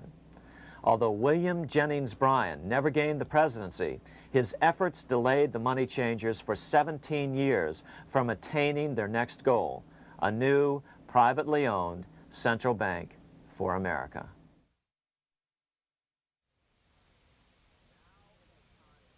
Now it was time for the money changers to get back to the business of a new private central bank for America. During the early 1900s, men like J.P. Morgan led the charge. One final panic would be necessary to focus the nation's attention on the supposed need for a central bank. The rationale was that only a central bank can prevent bank failures. Morgan was clearly the most powerful banker in America and a suspected agent for the Rothschilds. Morgan had helped finance John D. Rockefeller's Standard Oil empire. He had also helped finance the monopolies of Edward Harriman in railroads, of Andrew Carnegie in steel, and of others in numerous industries. But on top of that, J.P. Morgan's father, Junius Morgan, had been America's financial agent to the British. After his father's death, J.P. Morgan took on a British partner, Edward Grenfell, a longtime director of the Bank of England. In fact, upon Morgan's death, his estate contained only a few $1 million. The bulk of the securities most people thought he owned were in fact owned by others. In 1902, President Theodore Roosevelt allegedly went after Morgan and his friends by using the Sherman Antitrust Act to try to break up their industrial monopolies. Actually, Roosevelt did very little to interfere in the growing monopolization of American industry by the bankers and their surrogates. For example, Roosevelt supposedly broke up the Standard Oil monopoly, But it wasn't really broken at all. It was merely divided into 7 corporations, all still controlled by the Rockefellers.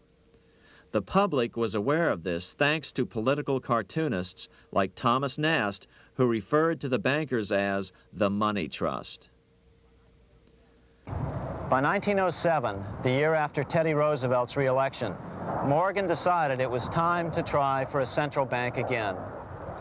Using their combined financial muscle, Morgan and his friends were secretly able to crash the stock market. Thousands of small banks were vastly overextended. Some had reserves of less than 1% thanks to the fractional reserve principle. Within days, bank runs were commonplace across the nation. Now Morgan stepped into the public arena and offered to prop up the faltering American economy by supporting failing banks with money he manufactured out of nothing. It was an outrageous proposal, far worse than even fractional reserve banking, but Congress let him do it. Morgan manufactured $200 million worth of this completely reserveless private money and bought things with it, paid for services with it, and sent some of it to his branch banks to lend out at interest. His plan worked. Soon, the public regained confidence in money in general and quit hoarding their currency. But as a result, banking power was further consolidated into the hands of a few large banks. By 1908, the panic was over, and Morgan was hailed as a hero by the president of Princeton University, a man by the name of Woodrow Wilson. All this trouble could be averted if we appointed a committee of 6 or 7 public-spirited men like J.P. Morgan to handle the affairs of our country. Economics textbooks would later explain that the creation of the Federal Reserve System was the direct result of the Panic of 1907. Quote, "With its alarming epidemic of bank failures, the country was fed up once and for all with the anarchy of unstable private banking," close quote. But Minnesota Congressman Charles A. Lindbergh Sr., the father of the famous aviator Lucky Lindy, later explained that the Panic of 1907 was really just a scam. Those not favorable to the money trust could be squeezed out of business, and the people frightened into demanding changes in the banking and currency laws which the money trust would frame.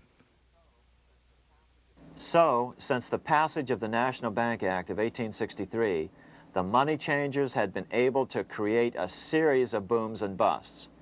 The purpose was not only to fleece the American public of their property, but to later claim that the banking system was basically so unstable that it had to be consolidated into a central bank once again.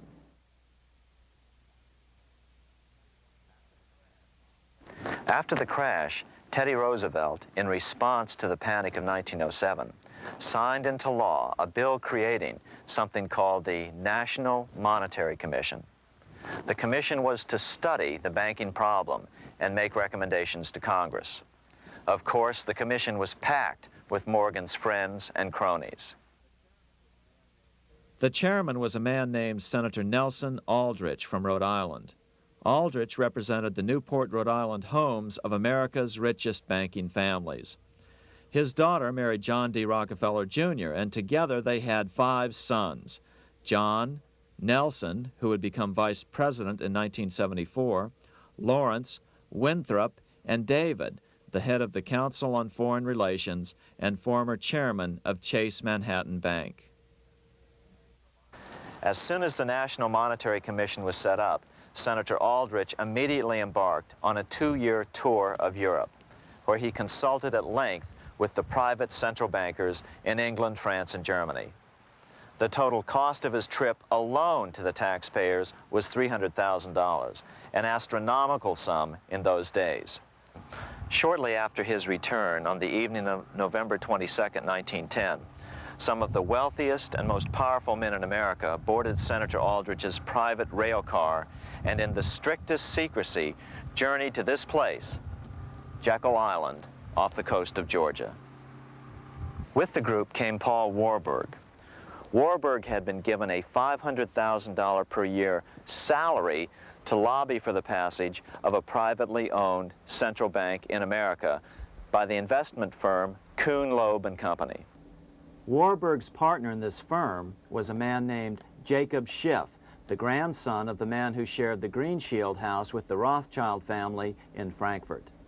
Schiff, as we'll find out later, was in the process of spending $20 million to finance the overthrow of the Tsar in Russia.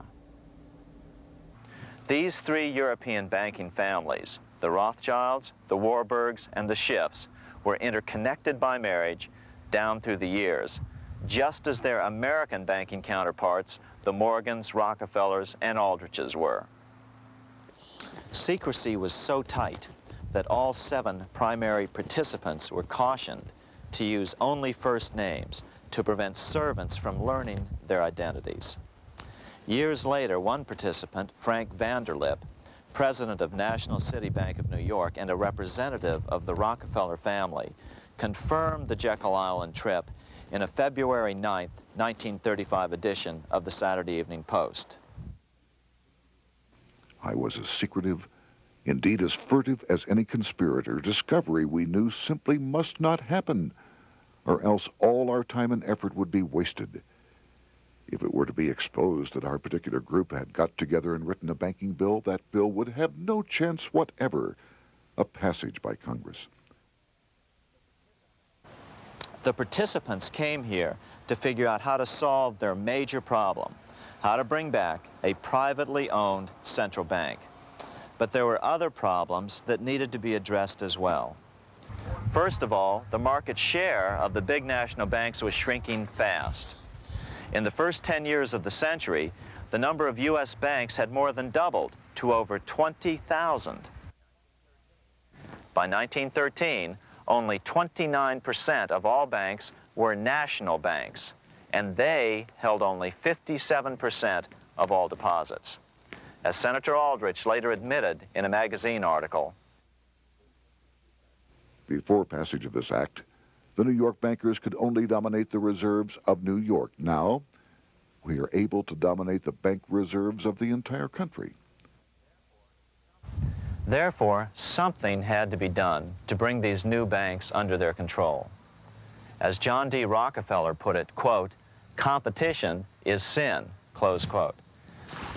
Secondly, the nation's economy was so strong that corporations were starting to finance their expansions out of profits instead of taking out huge loans from large banks. In the first 10 years of the new century, 70% of corporate funding came from profits. In other words, American industry was becoming independent of the money changers, and that trend had to be stopped.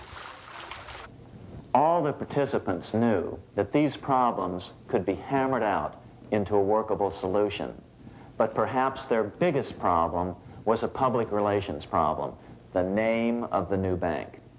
That discussion took place right here in this room, one of the many conference rooms in this sprawling hotel, today known as the Jekyll Island Club Hotel. Aldrich believed that the word bank should not even appear in the name. Warburg wanted to call the legislation the National Reserve Bill or the Federal Reserve Bill. The idea here was to give the impression that the purpose of the new central bank was to stop bank runs, but also to conceal its monopoly character. However, it was Aldrich, the egotistical politician, who insisted it be called the Aldrich Bill. After 9 days at Jekyll Island, the group dispersed. The new central bank would be very similar to the old Bank of the United States. It would be given a monopoly over U.S. currency and create that money out of nothing. How does the Fed create money out of nothing? It's a four-step process. But first, a word on bonds.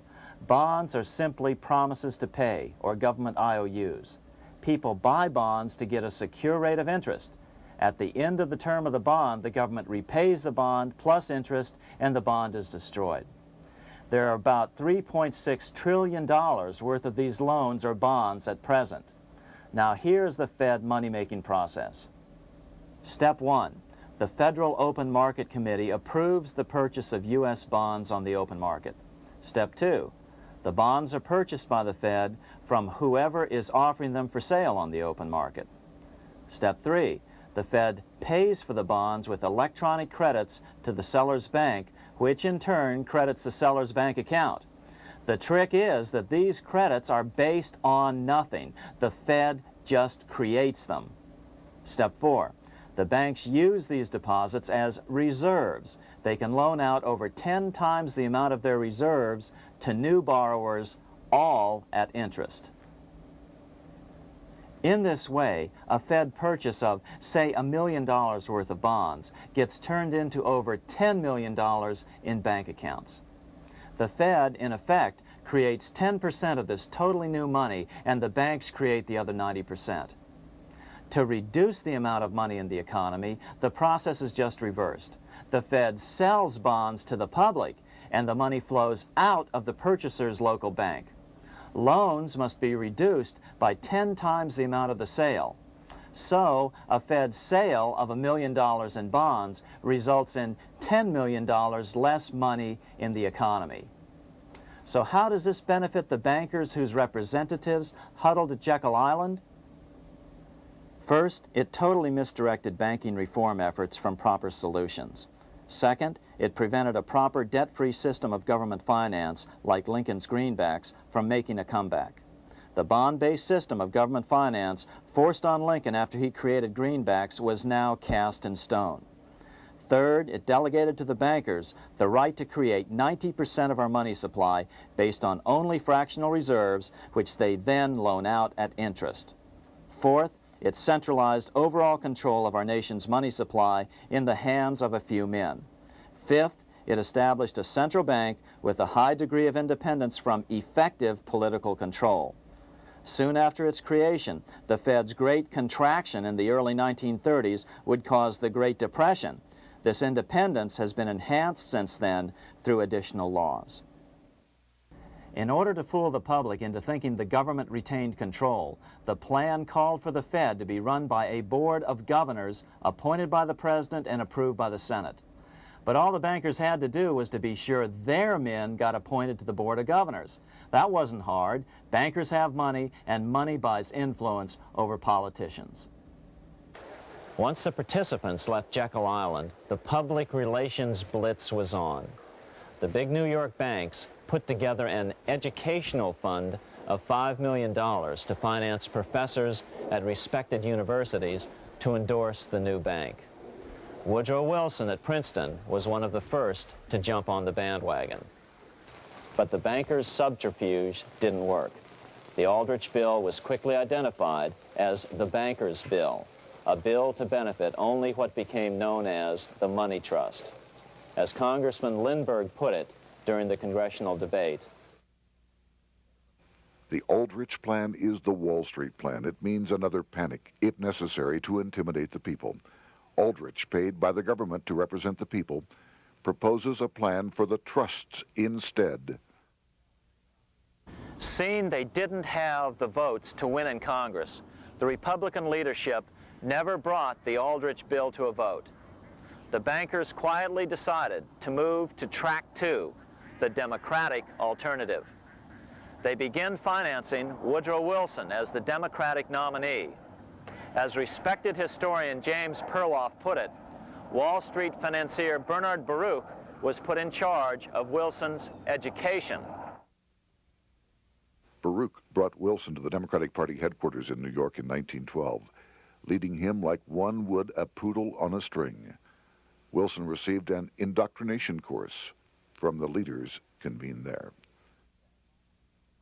So now the stage was set. The money changers were poised to install their privately owned central bank once again. The damage President Andrew Jackson had done 76 years earlier had been only partly repaired with the passage of the National Bank Act during the Civil War. Since then, the battle had raged on across the decades. The Jacksonians became the greenbackers, who became the hardcore supporters of William Jennings Bryan. With Bryan leading the charge, these opponents of the money changers, ignorant of Baruch's tutelage, now threw themselves behind Democrat Woodrow Wilson. They and Bryan would soon be betrayed.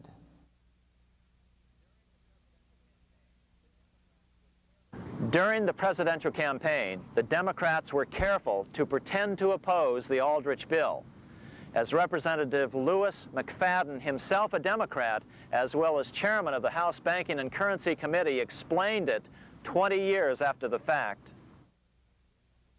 The Aldrich bill was condemned in the platform. When Woodrow Wilson was nominated, the men who ruled the Democratic Party promised the people that if they were returned to power, there would be no central bank established here while they held the reins of government. 13 months later, that promise was broken, and the Wilson administration, under the tutelage of those sinister Wall Street figures who stood behind Colonel House, established here in our free country the worm-eaten, monarchical institution of the King's Bank, to control us from the top downward and to shackle us from the cradle to the grave. Once Wilson was elected, Morgan, Warburg, Baruch, and company advanced a new plan, which Warburg named the Federal Reserve System. The Democratic leadership hailed the new bill, called the Glass-Owen Bill, as something radically different from the Aldrich bill.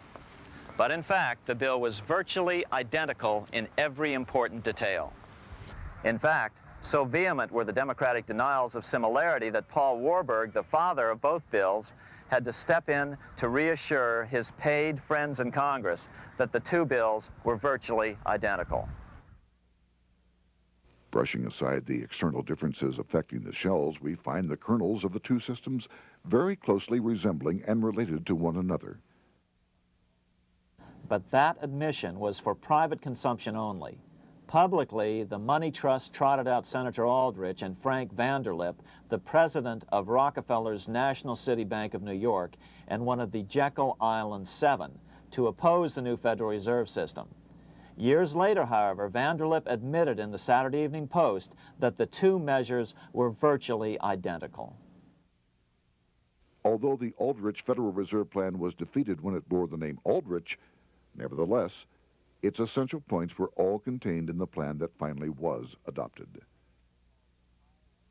As Congress neared a vote, they called Ohio attorney Alfred Crozier to testify.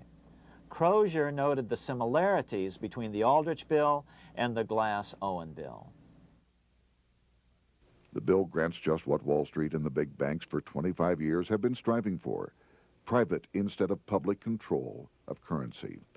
It, the Glass-Owen bill, does this as completely as the Aldrich bill. Both measures rob the government and the people of all effective control over the public's money and vest in the banks exclusively the dangerous power to make money among the people scarce or plenty. During the debate on the measure, senators complained that the big banks were using their financial muscle to influence the outcome. "There are bankers in this country who are enemies of the public welfare," said one senator. What an understatement. Despite the charges of deceit and corruption, the bill was finally snuck through the Senate on December 22, 1913, after most senators had left town for the holidays, after having been assured by the leadership that nothing would be done until long after the Christmas recess. On the day the bill was passed, Congressman Lindbergh prophetically warned his countrymen that this act establishes the most gigantic trust on earth. When the president signs this bill, the invisible government by the monetary power will be legalized. The people may not know it immediately, but the day of reckoning is only a few years removed. The worst legislative crime of the ages is perpetrated by this banking bill. On top of all this, only weeks earlier, Congress had finally passed a bill legalizing income tax. Why was the income tax law important? Because bankers finally had in place a system which would run up a virtually unlimited federal debt. How would the interest on this debt be repaid? Never mind the principal. Remember, a privately owned central bank creates the principal out of nothing. The federal government was small then. Up to then, it had subsisted merely on tariffs and excise taxes. No, just as with the Bank of England, the interest payments had to be guaranteed by direct taxation of the people. The money changers knew that if they had to rely on contributions from the states, eventually the individual state legislatures would revolt and either refuse to pay the interest on their own money or at least bring political pressure to bear to keep the debt small. It is interesting to note that in 1895, the Supreme Court had found a similar income tax law to be unconstitutional. The Supreme Court even found a corporate income tax law unconstitutional in 1909. As a result, Senator Aldrich hustled a bill for a constitutional amendment allowing income tax through the Congress.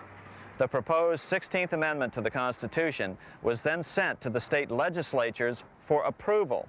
But some critics claim that the 16th Amendment was never ratified by the necessary 3/4 of the states. In other words, the 16th Amendment may not be legal. But the money changers were in no mood to debate the fine points.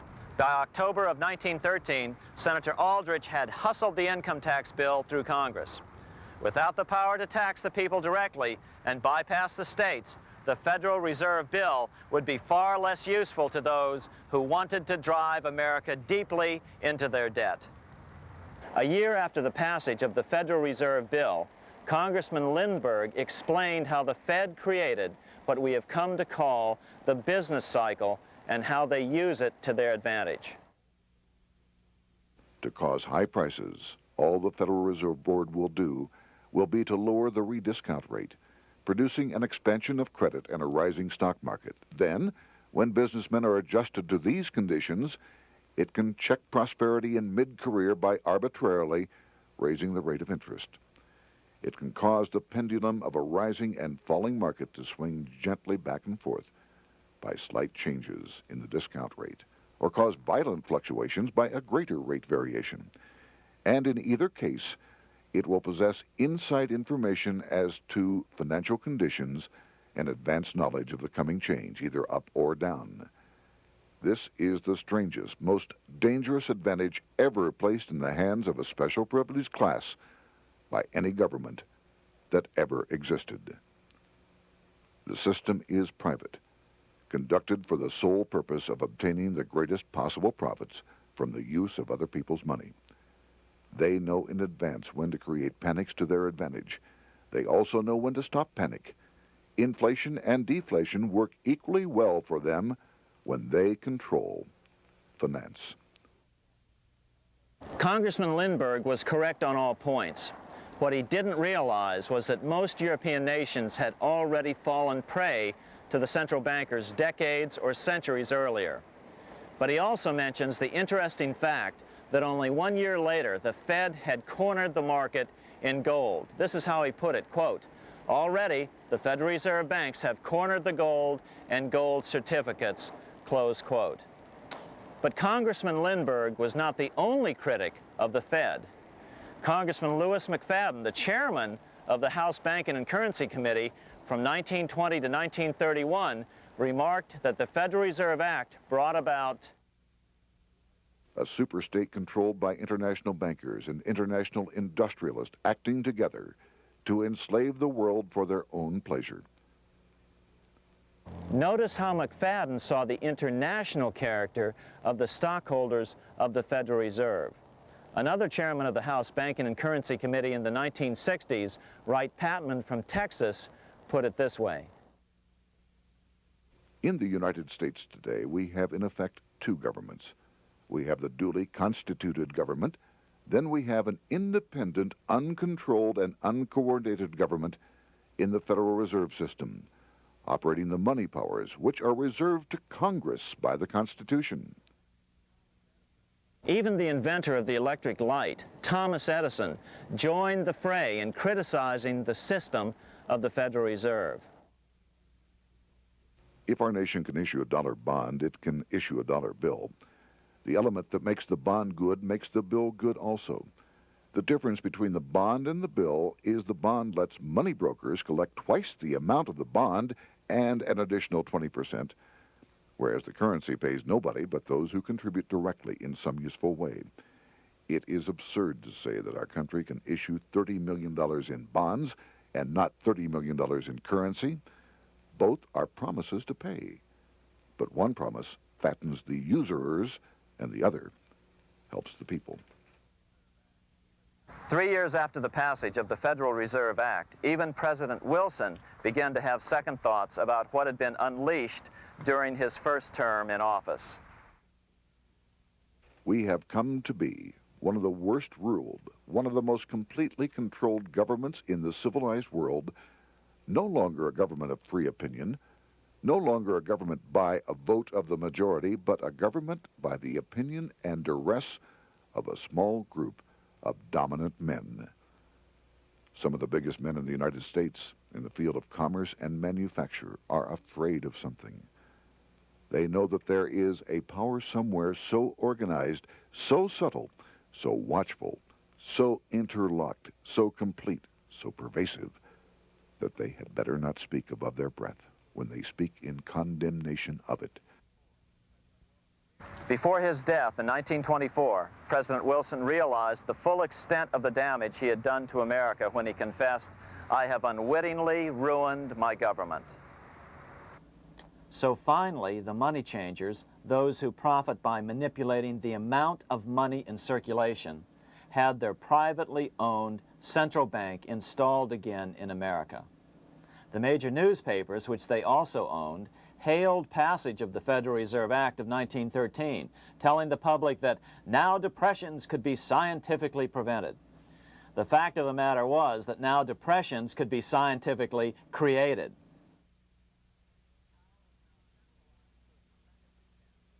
Power was now centralized to a tremendous extent. Now it was time for a war, a really big war. In fact, the First World War. Of course, to the central bankers, the political issues of war don't matter nearly as much as the profit potential, and nothing creates debts like warfare. England was the best example at that time. During the 119-year period between the founding of the Bank of England and Napoleon's defeat at Waterloo, England had been at war for 56 years, and much of the remaining time she'd been preparing for war. In World War I, the German Rothschilds loaned money to the Germans, the British Rothschilds loaned money to the British, and the French Rothschilds loaned money to the French.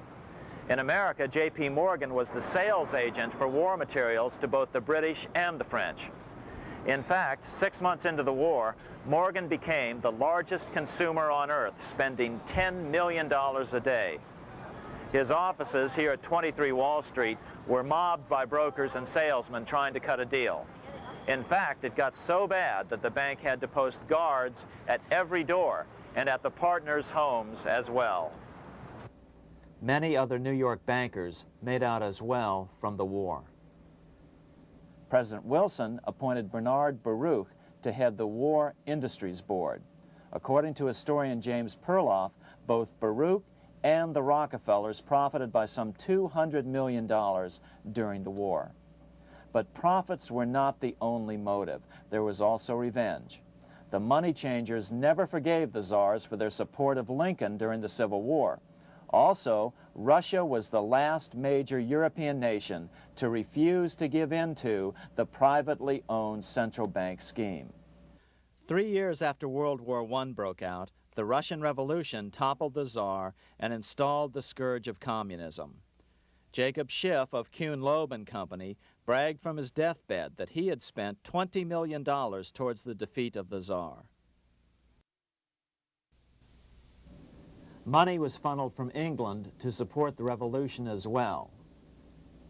Why would some of the richest men in the world financially back communism, the system that was openly vowing to destroy the so-called capitalism that made them wealthy? Researcher Gary Allen explained it this way. If one understands that socialism is not a share the wealth program, but is, in reality, a method to consolidate and control the wealth, then the seeming paradox of super-rich men promoting socialism becomes no paradox at all. Instead, it becomes logical, even the perfect tool of power-seeking megalomaniacs. Communism, or more accurately, socialism, is not a movement of the downtrodden masses, but of the economic elite. As W. Cleon Skousen put it, In his 1970 book, The Naked Capitalist, Power from any source tends to create an appetite for additional power. It was almost inevitable that the super-rich would one day aspire to control not only their own wealth, but the wealth of the whole world. To achieve this, they were perfectly willing to feed the ambitions of the power-hungry political conspirators who were committed to the overthrow of all existing governments and the establishments of a central worldwide dictatorship. but what if these revolutionaries get out of control and try to seize power from the super-rich? After all, it was Mao Zedong who in 1938 stated his position concerning power. Political power grows out of the barrel of a gun. The Wall Street, London axis elected to take the risk. The master planners attempted to control revolutionary communist groups by feeding them vast quantities of money when they obeyed, and contracting their money supply, or even financing their opposition if they got out of control. Lenin began to understand that although he was the absolute dictator of the new Soviet Union, he was not pulling the financial strings. Someone else was silently in control. The state does not function as we desired. The car does not obey. A man is at the wheel and seems to lead it, but the car does not drive in the desired direction. It moves as another force wishes.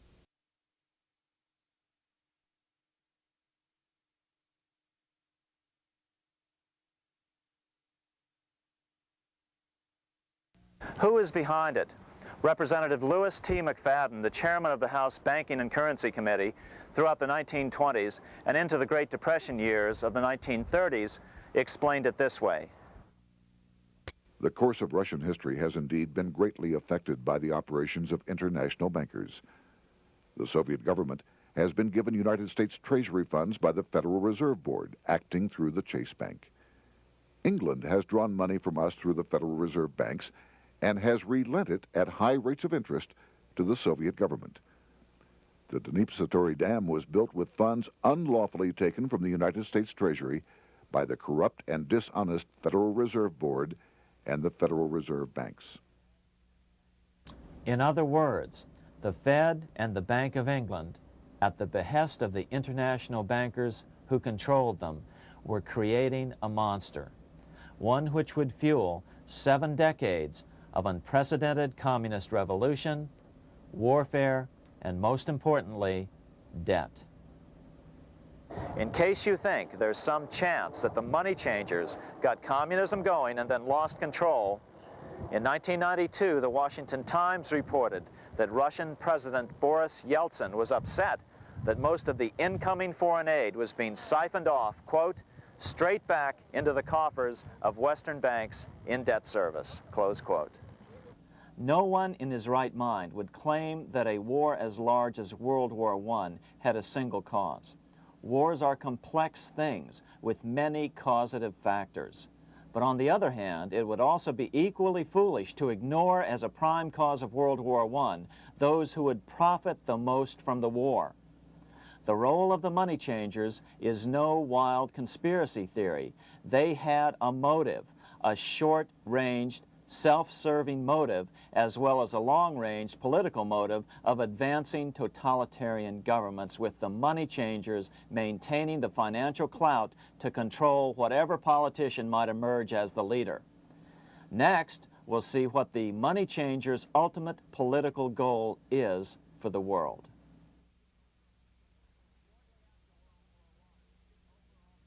Shortly after World War I, the overall political agenda of the money changers began to be clear. Now that they controlled national economies individually, the next step was the ultimate form of consolidation, world government. The new world government proposal was given top priority at the Paris Peace Conference after World War I.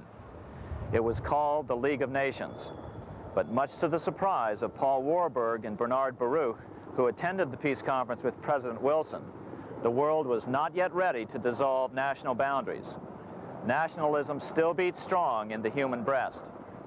For example, Lord Curzon, the British Foreign Secretary, called the League of Nations a good joke, even though it was the stated policy of the British government to support it. To the humiliation of President Wilson, the U.S. Congress wouldn't ratify the League either, despite the fact that it had been ratified by many other nations. Without money flowing from the U.S. Treasury, the League died. After World War I, the American public had grown tired of the internationalist policies of Democrat Woodrow Wilson. In the presidential election of 1920, Republican Warren Harding won a landslide victory with over 60% of the vote. Harding was an ardent foe of both Bolshevism and the League of Nations. His election, which opened a 12-year run of Republican presidents in the White House, led to an unprecedented era of prosperity known as the Roaring Twenties. Despite the fact that the war had brought America a debt 10 times larger than its Civil War debt, still the American economy surged. Gold had poured into the country during the war, and it continued to do so afterwards. In the early 1920s, the governor of this bank, the Federal Reserve Bank of New York, a man named Benjamin Strong, met frequently with the secretive and eccentric governor of the Bank of England, Montague Norman. Norman was determined to replace the gold England had lost to the U.S. during World War I and return the Bank of England to its former position of dominance in world finance. On top of that, rich with gold, the American economy might get out of control again, just like it had done after the Civil War. During the next 8 years, under the presidencies of Harding and Coolidge, the huge federal debt built up during World War I was cut by 38%, down to $16 billion, the greatest percentage drop in U.S. history. During the election of 1920, Warren Harding and Calvin Coolidge ran against James Cox, the governor of Ohio, and the little-known Franklin D. Roosevelt, who had previously risen to no higher post than President Wilson's Assistant Secretary of the Navy. After his inauguration, Harding moved quickly to formally kill the League of Nations. Then he quickly moved to reduce domestic taxes while raising tariffs to record heights. Now, this was a revenue policy of which most of the founding fathers would certainly have approved. His second year in office, Harding took ill on a train trip in the West and suddenly died. Although no autopsy was performed, the cause was said to be either pneumonia or food poisoning. When Coolidge took over, he continued Harding's domestic economic policy of high tariffs on imports while cutting income taxes. As a result, the economy grew at such a rate that net revenue still increased. Now that had to be stopped. So just as they'd done so frequently before, the money changers decided it was time to crash the American economy. The Federal Reserve began flooding the country with money. They increased the money supply by 62% during these years. Money was plentiful. This is why it was known as the Roaring Twenties. Before his death in 1919, former President Teddy Roosevelt warned the American people what was going on. As reported in the March 27, 1922 edition of the New York Times, Roosevelt said, "These international bankers and Rockefeller Standard Oil interests control the majority of newspapers and the columns of these papers to club into submission or drive out of public office officials who refuse to do the bidding of the powerful, corrupt cliques which compose the invisible government." Just one day before, in the New York Times, the mayor of New York, John Hylan, quoted Roosevelt and blasted those he saw as taking control of America, its political machinery, and its press. The warning of Theodore Roosevelt has much timeliness today, for the real menace of our republic is this invisible government which, like a giant octopus, sprawls its slimy length over city, state, and nation.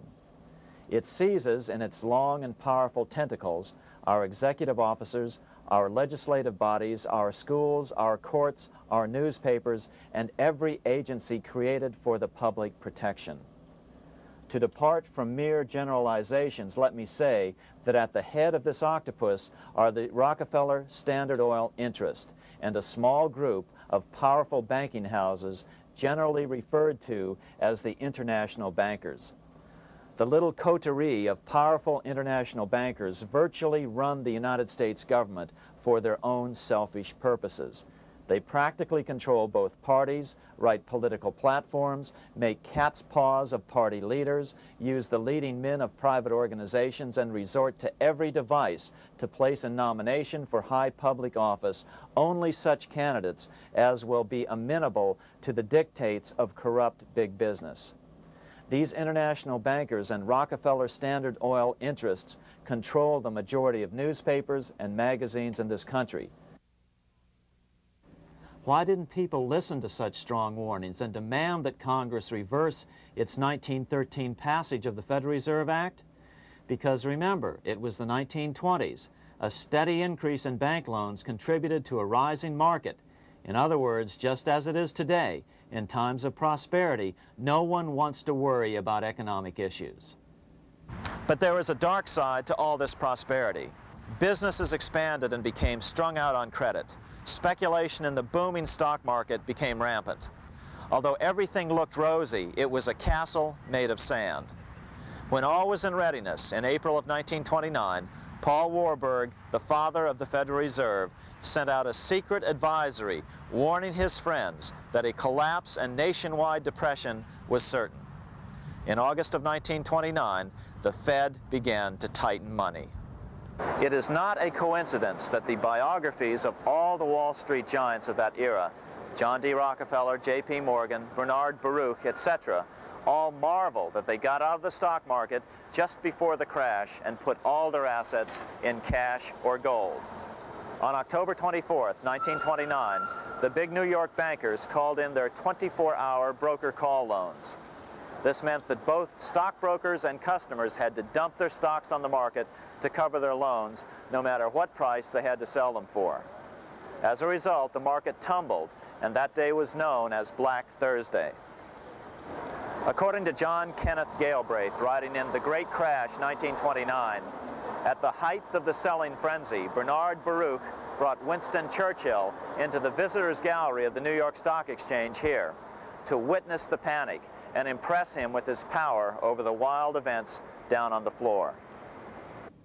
Congressman Louis McFadden, chairman of the House Committee on Banking and Currency from 1920 to 1931, knew who to blame. He accused the Fed and the international bankers of orchestrating the crash. It was not accidental. It was a carefully contrived occurrence. The international bankers sought to bring about a condition of despair here so that they might emerge as rulers of us all. But McFadden went even farther. He openly accused them of causing the crash in order to steal America's gold. In February 1931, in the midst of the Depression, he put it this way. I think it can hardly be disputed that the statesmen and financiers of Europe are ready to take almost any means to reacquire rapidly the gold stock which Europe lost to America as the result of World War I. Curtis Dahl, a broker for Lehman Brothers, was on the floor of the New York Stock Exchange the day of the crash. In his 1970 book, FDR, My Exploited Father-in-Law, he explained that the crash was triggered by the planned sudden shortage of call money in the New York money market. Actually, it was the calculated shearing of the public by the world money powers triggered by the planned sudden shortage of call money in the New York money market. Within a few weeks, $3 billion of wealth simply seemed to vanish. Within a year, $40 billion had been lost. But did it really disappear? Or was it simply consolidated in fewer hands? And what did the Federal Reserve do? Instead of moving to help the economy out by quickly lowering interest rates to stimulate the economy, the Fed continued to brutally contract the money supply further, deepening the Depression. Between 1929 and 1933, the Fed reduced the money supply by an additional 33%. Although most Americans have never heard that the Fed was the cause of the Depression, this is well known among top economists. Milton Friedman, the Nobel Prize-winning economist, now of Stanford University, said the same thing in a National Public Radio interview in January of 1996. The Federal Reserve definitely caused the Great Depression by contracting the amount of currency in circulation by 1/3 from 1929 to 1933. But the money lost by most Americans during the Depression didn't just vanish. It was just redistributed into the hands of those who had gotten out just before the crash and had purchased gold, which is always a safe place to put your money just before a depression. But America's money also went overseas. Incredibly, as President Hoover was heroically trying to rescue banks and prop up businesses, with millions of Americans starving as the Great Depression deepened, millions of dollars were being spent rebuilding Germany from damage sustained during World War I. 8 years before Hitler would invade Poland, Representative Louis McFadden, chairman of the House Banking and Currency Committee, warned Congress that Americans were paying for Hitler's rise to power. After World War I, Germany fell into the hands of the German international bankers. Those bankers bought her, and they now own her lock, stock, and barrel. They have purchased her industries, they have mortgages on her soil, they control her production, they control all her public utilities. The international German bankers have subsidized the present government of Germany, and they have also supplied every dollar of the money Adolf Hitler has used in his lavish campaign to build up a threat to the government of Brüning. When Brüning fails to obey the orders of the German international bankers, Hitler is brought forth to scare the Germans into submission.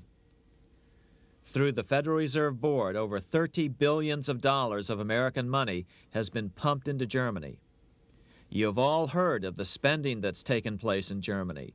Modernistic dwellings, her great planetariums, her gymnasiums, her swimming pools, her fine public highways, her perfect factories. All this was done on our money. All this was given to Germany through the Federal Reserve Board. The Federal Reserve Board has pumped so many billions of dollars into Germany that they dare not name the total. Franklin D. Roosevelt was swept into office during the 1932 presidential election. Once Roosevelt was in office, however, sweeping emergency banking measures were immediately announced, which did nothing but increase the Fed's power over the money supply. Then, and only then, did the Fed finally begin to loosen the purse strings and feed new money out to the starving American people. At first, Roosevelt railed against the money changers as being the cause of the Depression. Believe it or not, this is what he said on March 4th, 1933, in his inaugural address. Practices of the unscrupulous money changers stand indicted in the court of public opinion, rejected by the hearts and minds of men. The money changers have fled from their high seats in the temple of our civilization. But 2 days later, Roosevelt declared a bank holiday and closed all banks. Later that year, Roosevelt outlawed private ownership of all gold bullion and all gold coins with the exception of rare coins. Most of the gold in the hands of the average American was in the form of gold coins. The new decree was, in effect, a confiscation. Those who didn't comply risk as much as 10 years in prison and a $10,000 fine, the equivalent of $100,000 today. Out in small-town America, some people didn't trust Roosevelt's order. Many were torn between keeping their hard-earned wealth or obeying the government. Those who did turn in their gold were paid the official price for it, $20.66 per ounce. So unpopular was the confiscation order that no one anywhere in government would take credit for authoring it. No congressman claimed it. At the signing ceremony, President Roosevelt made it clear to all present that he was not the author of it and publicly stated that he had not ever read it. Even his Secretary of the Treasury said he'd never read it either, saying it was, quote, what the experts wanted. Roosevelt convinced the public to give up their gold by saying that pooling the nation's resources was necessary to get America out of the Depression. With great fanfare, he ordered a new bullion depository built to hold the mountain of gold the U.S. government was illegally confiscating. By 1936, the U.S. Bullion Depository at Fort Knox was completed, and in January 1937, the gold began to flow into it. The rip-off of the ages was about to proceed. In 1935, once the gold had all been turned in, the official price of gold was suddenly raised to $35 per ounce. But the catch was, only foreigners could sell their gold at the new higher price. The money changers who had heeded Warburg's note and gotten out of the stock market just before the crash and bought gold at $20.66 per ounce, then shipped it to London, could now bring it back and sell it back to the government, nearly doubling their money while the average American starved. The Fort Knox Bullion Depository sits here in the middle of the Fort Knox Military Reservation, 30 miles southwest of Louisville, Kentucky. This was as close as we were permitted to get to the depository despite years of letters from members of Congress to allow our film crew inside. The 4-acre grounds immediately surrounding the building are guarded by an electrified steel fence, an open moat, and 4 machine-gun-armed guard pillboxes at the structure's corners. When the gold began arriving on January 13, 1937, there was unprecedented security. Thousands of official guests watched the arrival of a 9-car train from Philadelphia, guarded by armed soldiers, postal inspectors, Secret Servicemen, and guards from the U.S. Mint. It was all great theater. America's gold supply from across the land had been pooled, supposedly for the public benefit, and then safely tucked into Fort Knox. But all that security would soon be breached by the government itself. Now the stage was set for a really big war, one which would pile up debt far beyond that of World War I. For example, in 1944 alone, the U.S. national income was only $183 billion, yet $103 billion was spent on the war. This was 30 times the spending rate during World War I. In fact, the American taxpayer picked up 55% of the total Allied cost of the war. But equally important, virtually every nation involved in World War II greatly multiplied their debt. In the U.S., for example, federal debt went from $43 billion in 1940 up to $257 billion in 1950, an increase of 598%. Between 1940 and 1950, Japanese debt swelled 1,348%. French debt grew 583%, and Canadian debt soared 417%. After the war, the world was now divided into 2 economic camps: communist command economies on the one hand versus monopoly capitalists on the other, set to fight it out in one perpetual and highly profitable arms race. It was finally time for the central bankers to embark in earnest on their 3-step plan to centralize the economic systems of the entire world and finally bring about their global government or New World Order. The phases of this plan were: Step 1, central bank domination of national economies worldwide. Step 2, centralize regional economies through organizations such as the European Monetary Union and regional trade unions such as NAFTA. Step 3, centralize the world economy through a world central bank, a world money, and ending national independence through abolition of all tariffs by treaties like GATT. Step 1 was completed long ago. Steps 2 and 3 are far advanced, nearing completion. What about gold? Among central banks, the largest holder of gold is now the IMF. It and central banks now control 2/3 of the world's gold supply, giving them the ability to manipulate the gold market. Remember the money changer's golden rule: he who has the gold makes the rules. But before we get into solutions to our problem, let's take a look at what happened to all that gold in Fort Knox. Because if we don't understand that the gold has been stolen, we'll allow ourselves to be stampeded into the wrong solution: a gold-backed currency. Most Americans still believe that the gold is still here at Fort Knox. At the end of World War II, Fort Knox contained over 700 million ounces of gold, an incredible 70% of all the gold in the world.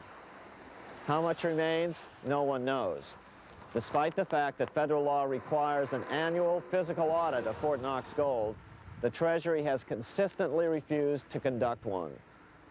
The truth is that a reliable audit of whatever remains here has not been conducted since President Eisenhower ordered one in 1953. Where did America's gold in Fort Knox go? Over the years, it was sold off to European money changers at the $35 per ounce price. Remember, this was during a time when it was illegal for Americans to buy any of their own gold from Fort Knox. In fact, there was a very infamous case where the Firestone family set up a string of dummy corporations to purchase Fort Knox gold and keep it in Switzerland, never hitting U.S. shores. They were eventually caught, however, and successfully prosecuted. Finally, by 1971, all the pure gold had been secretly removed from Fort Knox, drained back to London. Once the gold was gone from Fort Knox, President Nixon closed the gold window by repealing Roosevelt's Gold Reserve Act of 1934, finally making it legal once again for Americans to buy gold. Naturally, gold prices immediately began to soar. 9 years later, gold sold for $880 per ounce, 25 times what the gold in Fort Knox was sold for. One would think that eventually someone in the government would get wind of what was happening and blow the whistle. The largest fortune in the history of the world stolen. Shades of the old James Bond film, Goldfinger. Well, as a matter of fact, Ian Fleming, the author of the James Bond series, was head of the British counterintelligence service, MI5. Some believe in the intelligence community that he wrote much of his fiction as a warning, as many authors of fiction do. If the removal of all the good delivery gold from Fort Knox can be viewed as a deliberate raid on the U.S. Treasury, then such an operation might well have been years in the making, namely 40 years. Certainly enough time for Fleming to get wind of it and try to prevent it. So just how did the story of the Fort Knox gold robbery get out? It all started with an article in a New York periodical in 1974. The article charged that the Rockefeller family was manipulating the Federal Reserve to sell off Fort Knox gold at bargain basement prices to anonymous European speculators. 3 days later, the anonymous source of the story, Louise Auchincloss Boyer, mysteriously fell to her death from the window of her 10th floor apartment in New York. How would Mrs. Boyer have known of the Rockefeller connection to the Fort Knox gold heist? She was the longtime secretary of Nelson Rockefeller. For the next 14 years, this man, Ed Durrell, a wealthy Ohio industrialist, devoted himself to a quest for the truth concerning the Fort Knox gold. He wrote thousands of letters to over 1,000 government and banking officials, trying to find out how much gold was really left and where the rest of it had gone. Edith Roosevelt, the granddaughter of President Teddy Roosevelt, questioned the actions of the government in a March 1975 edition of the New Hampshire Sunday News. Allegations of missing gold from our Fort Knox vaults are being widely discussed in European financial circles. But what is puzzling is that the administration is not hastening to demonstrate conclusively that there is no cause for concern over our gold treasure, if indeed it is in a position to do so. Unfortunately, Ed Durrell never did accomplish his primary goal, a full audit of the gold reserves in Fort Knox. It's incredible that the world's greatest treasure has had little accounting or auditing. This gold belonged to the American people, not the Federal Reserve and their foreign owners. One thing is certain, the government could blow all of this speculation away in a few days with a well-publicized audit under the searing lights of media cameras. it has chosen not to do so. One must conclude that they are afraid of the truth such an audit would reveal. What is the government so afraid of? Here's the answer. When President Ronald Reagan took office in 1981, his conservative friends urged him to study the feasibility of returning to a gold standard as the only way to curb government spending. It sounded like a reasonable alternative, so President Reagan appointed a group of men called the Gold Commission to study the situation and report back to Congress. What Reagan's Gold Commission reported back to Congress in 1982 was the following shocking revelation concerning gold. The U.S. Treasury owned no gold at all. All the gold that was left in Fort Knox was now owned by the Federal Reserve, a group of private bankers, as collateral against the national debt. The truth of the matter is that never before has so much money been stolen from the hands of the general public and put into the hands of a small group of private investors, the money changers.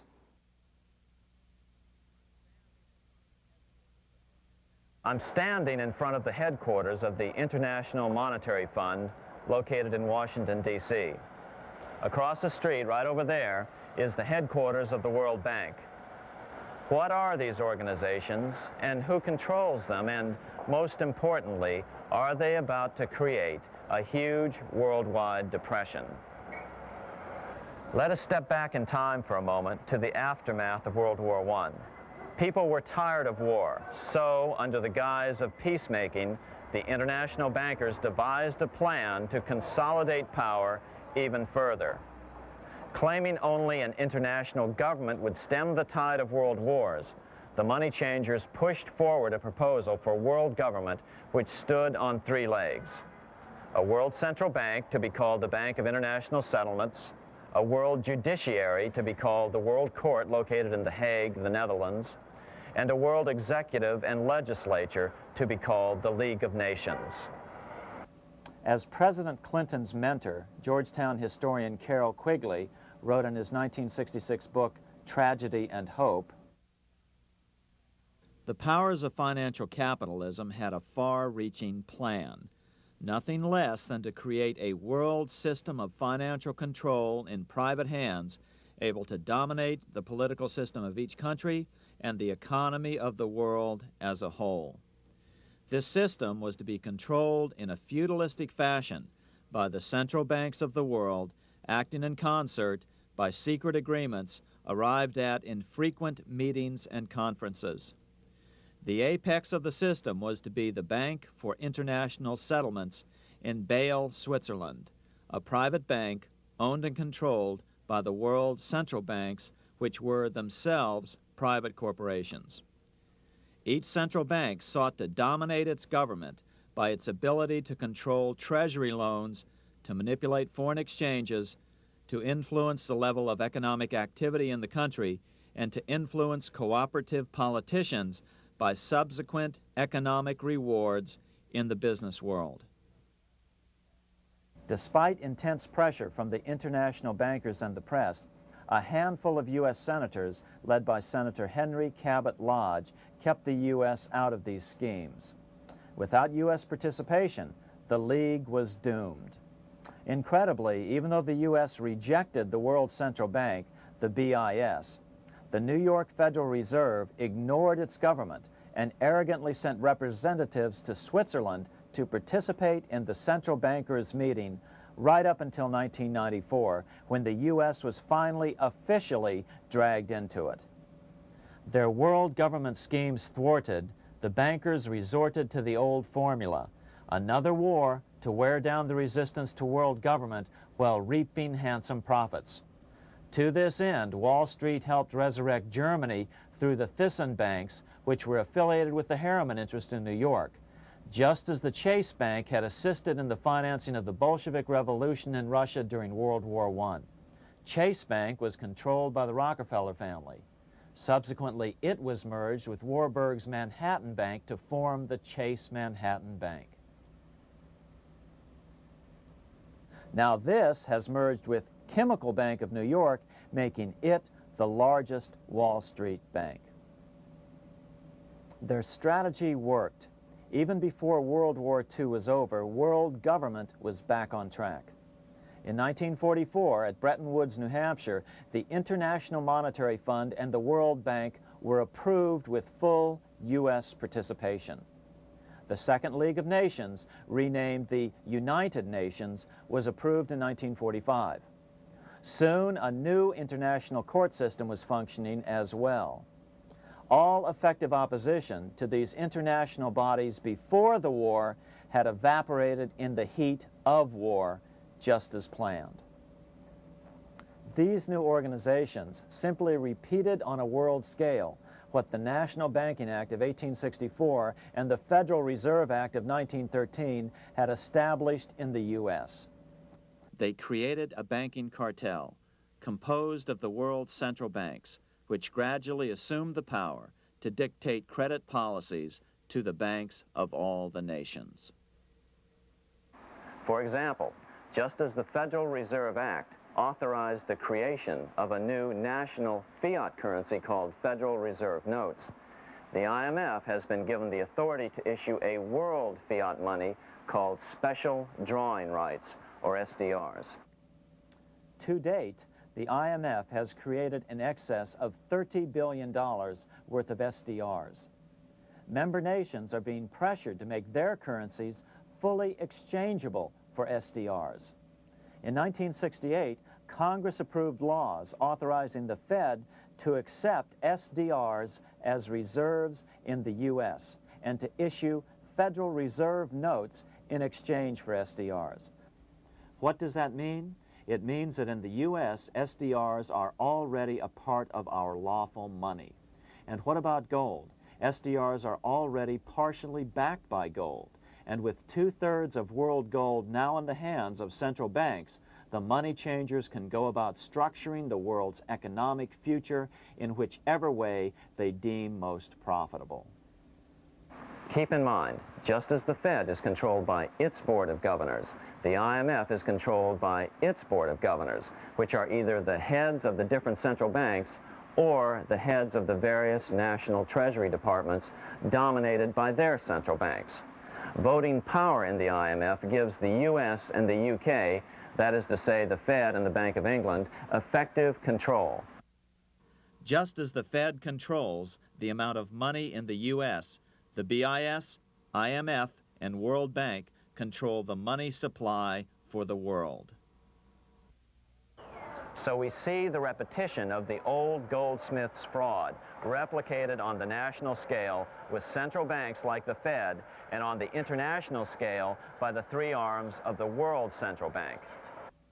Is this organization of the BIS, the IMF, and the World Bank, which we refer to collectively as the World Central Bank, presently expanding and contracting world credit? Yes. Regulations put into effect in 1988 by the BIS required the world's bankers to raise their capital and reserves to 8% of liabilities by 1992. Increased capital requirements put an upper limit to the fractional reserve lending, similar to the way cash reserve requirements do. What is this seemingly insignificant regulation made in a Swiss city 8 years ago meant to the world? It means our banks cannot loan more and more money to buy more and more time before the next depression, as a maximum loan ratio is now set. It means those nations with the lowest bank reserves in their systems have already felt the terrible effects of this credit contraction as their banks scrambled to raise money to increase their reserves to 8%. To raise the money, they had to sell stocks, which depressed their stock markets and began the depression first in their countries.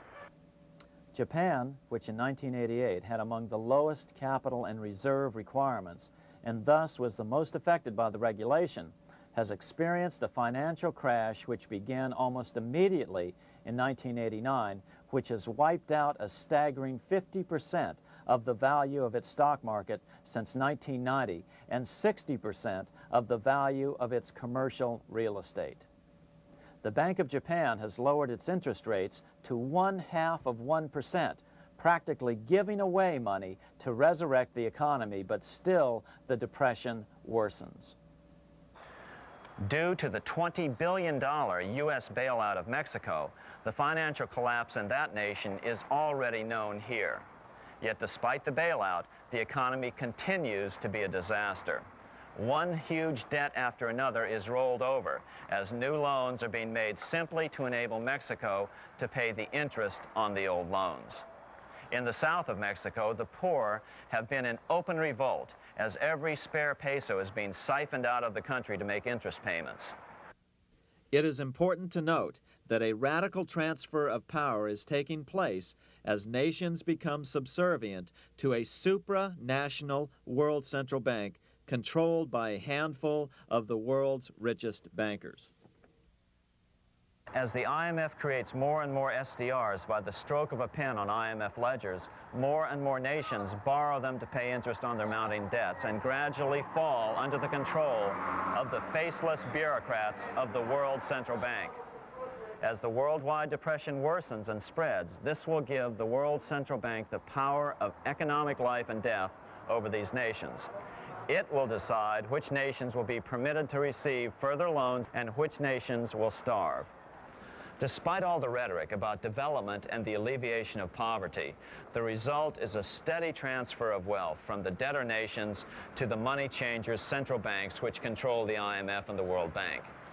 For example, in 1992, the Third World debtor nations, which borrowed from the World Bank, paid $198 million more to the central banks of the developed nations for World Bank-funded purposes than they received from the World Bank.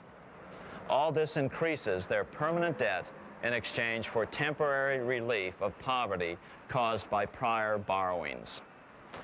Already, these repayments exceed the amount of the new loans. By 1992, Africa's external debt had reached $290 billion, 2.5 times greater than in 1980, resulting in skyrocketing infant mortality rates and unemployment, deterioration of schools, housing, and the general health of the people. The entire world faces the immeasurable suffering already destroying the Third World and now Japan, all for the benefit of the money changers. As one prominent Brazilian politician put it, "The Third World War has already started. It is a silent war, not for that reason any less sinister. The war is tearing down Brazil, Latin America, and practically all the Third World. Instead of soldiers dying, there are children. It is a war over the Third World debt, one which has as its main weapon interest, a weapon more deadly than the atom bomb, more shattering than a laser beam."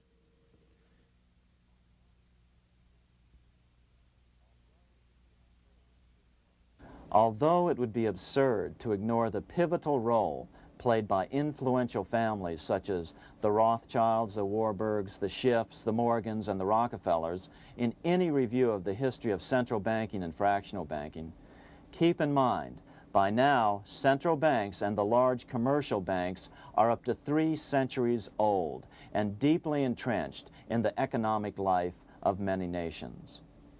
These banks are no longer dependent on clever individuals such as a Nathan Rothschild. Years ago, the question of ownership was important, but no longer. For example, both the Bank of England and the Bank of France were nationalized after World War II, and nothing changed, nothing at all. They endure and continue to grow, now protected by numerous laws, paid politicians, and mortgaged media, untouched by the changing of generations. 3 centuries have given them an aura of respectability. The old school tie is now worn by the 6th generation son, who's been raised in a system that he may never question as he is named to serve on the governing boards of countless philanthropic organizations. To focus attention today on individuals or families, or to attempt to sort out the current holders of power, serves little useful purpose and would be a distraction from the cure. The problem is far bigger than that. It is the corrupt banking system that was and is being used to consolidate vast wealth into fewer and fewer hands that is our current economic problem. Change the names of the main players now, and the problem will neither go away nor even miss a beat. Likewise, among the hordes of bureaucrats working in the World Bank, central banks, and international banks, only a tiny fraction have any idea of what's really going on. No doubt they'd be horrified to learn that their work is contributing to the terrible impoverishment and gradual enslavement of mankind to a few incredibly rich plutocrats. So really, there's no use in emphasizing the role of individuals anymore. And the problem even transcends the normal spectrum of political right and left. Both communism and socialism, as well as monopoly capitalism, have been used by the money changers. Today, they profit from either side of the new political spectrum. The big government, welfare state on the so-called left wing versus the neoconservative, laissez-faire capitalists who want big government totally out of their lives on the right wing. Either way, the bankers win. Monetary reform is the most important political issue facing this nation. That clarified, let's proceed to the conclusions in the spirit Lincoln declared, with malice towards none, with charity towards all. At the start of this video, we ask a number of troubling questions. Let's be sure we've answered them. What's going on in America today? Why are we over our heads in debt? Why can't the politicians bring debt under control? Why are we over our heads in debt? Because we're laboring under a debt money system that is designed and controlled by private bankers. Now, some will argue that the Federal Reserve System is a quasi-governmental agency. But the President appoints only 2 of the 7 members of the Federal Reserve Board of Governors every 4 years. And he appoints them to 14-year terms, far longer than his own. The Senate does confirm those appointments, but the whole truth is that the President wouldn't dare appoint anyone to that board of whom Wall Street does not approve. Of course, this does not preclude the possibility that some honorable men may be appointed to the Board of Governors. But the fact is that the Fed is specifically designed to operate independently of our government, as are nearly all other central banks. Some argue that the Fed promotes monetary stability. We saw the current head of the Bank of England, Eddie George, claim that this was the most important role of a central bank. In fact, the Fed's record of stabilizing the economy shows it to be a miserable failure in this regard.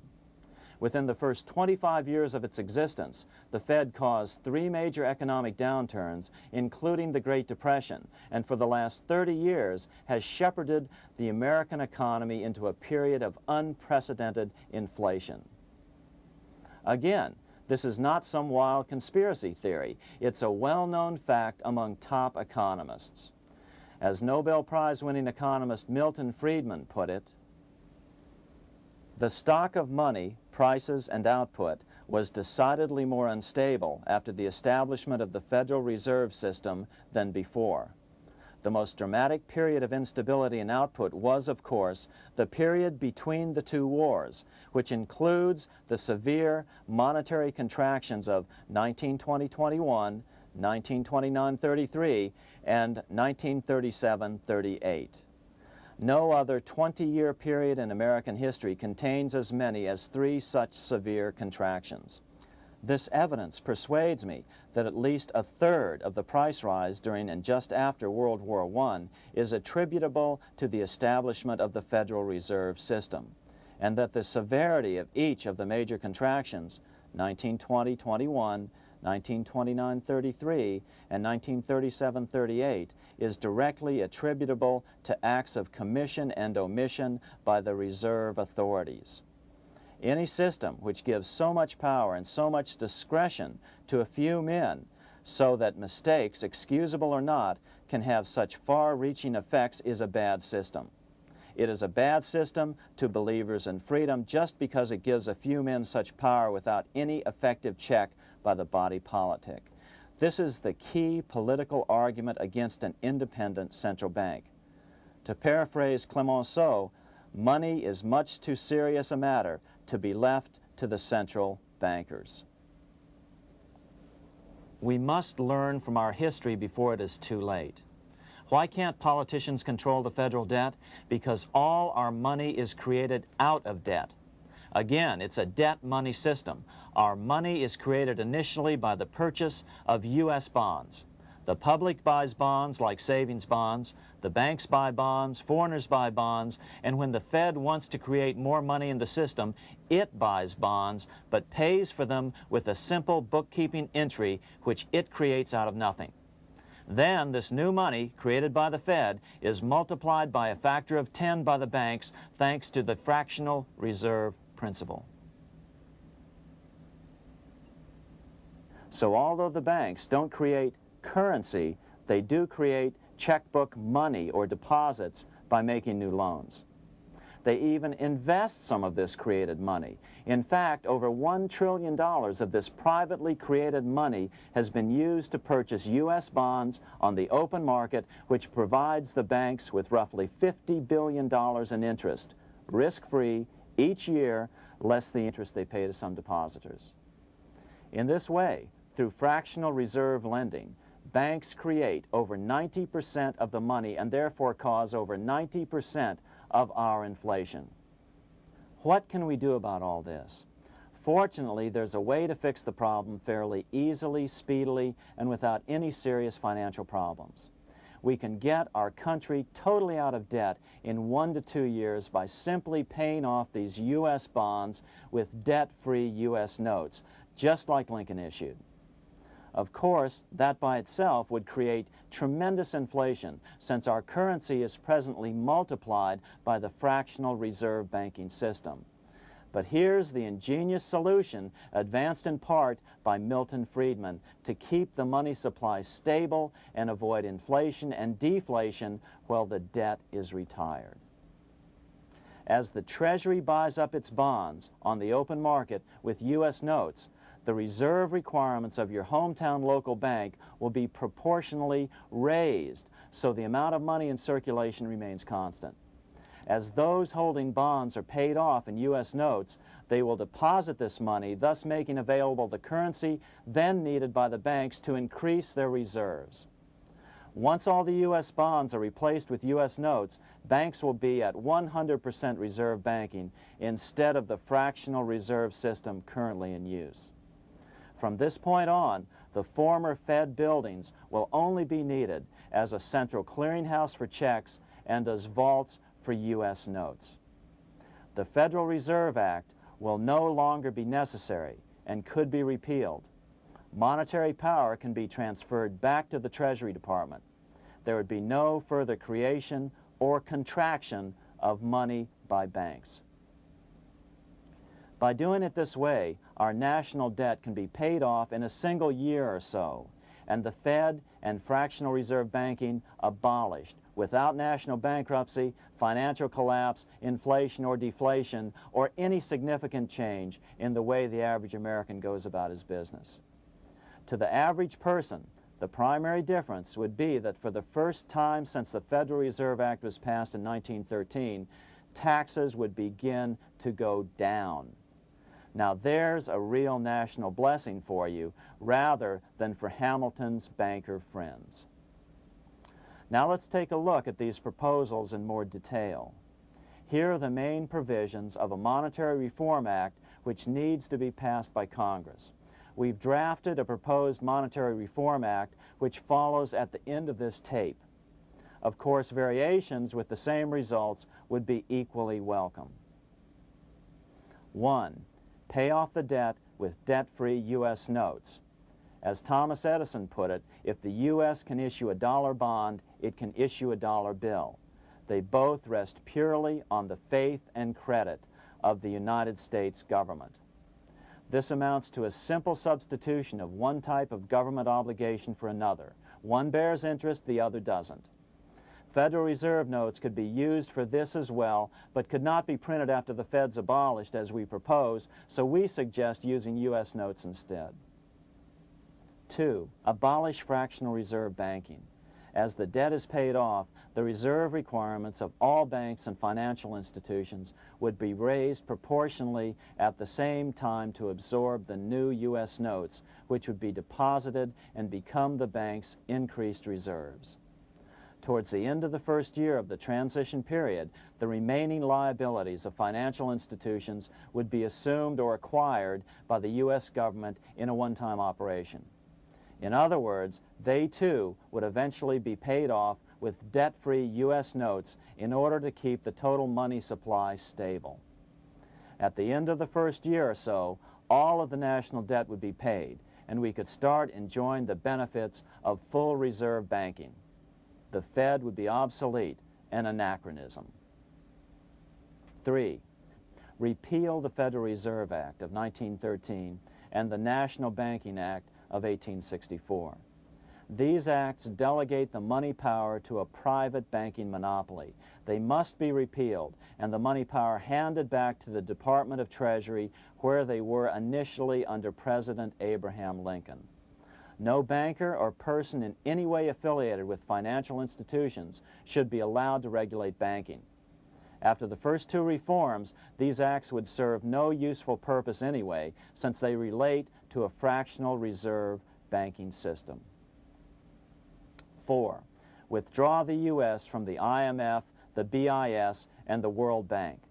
These institutions, like the Federal Reserve, are designed to further centralize the power of the international bankers over the world's economy, and the U.S. must withdraw from them. Their harmless functions, such as currency exchange, can be accomplished either nationally or in new organizations limited to those functions. Such a monetary reform act would guarantee that the amount of money in circulation would stay very stable, causing neither inflation nor deflation. Remember, for the last 3 decades, the Fed has doubled the American money supply every 10 years. That fact and fractional reserve banking are the real causes of inflation and the reduction in our buying power, a hidden tax.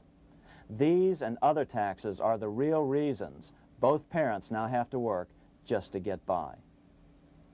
The money supply should increase slowly to keep prices stable, roughly in proportion to population growth, about 3% per year, not at the whim of a group of bankers meeting in secret. In fact, all future decisions on how much money will be in the American economy must be made based on statistics of population growth and the price level index.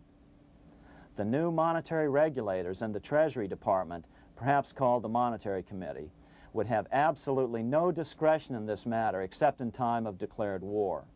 This would ensure a steady, stable money growth of roughly 3% per year, resulting in stable prices and no sharp changes in the money supply. To make certain the process is completely open and honest, all deliberations would be public, not secret, as meetings of the Fed's Board of Governors are today. How do we know this will work? Because these steps remove the 2 major causes of economic instability, the Fed and fractional reserve banking, and the newest one as well, the BIS, Bank of International Settlements. But most importantly, the danger of a severe depression would be eliminated. Let's listen to Milton Friedman on the single cause of severe economic depressions. I know of no severe depression in any country or any time that was not accompanied by a sharp decline in the stock of money, and equally of no sharp decline in the stock of money that was not accompanied by a severe depression. Issuing our own currency is not a radical solution. It's been advocated by Presidents Jefferson, Madison, Jackson, Van Buren, and Lincoln. But it's been used at different times throughout Europe as well. Perhaps the best example is one of the small islands off the coast of France in the English Channel. Called Guernsey, It's been using debt-free money issues to pay for large building projects for nearly 200 years. Here we are on Guernsey, and this is the Guernsey Flower and Vegetable Market. Guernsey is one of the most successful examples of just how well a debt-free money system can work. In 1815, a committee was appointed to investigate how best to finance this new market.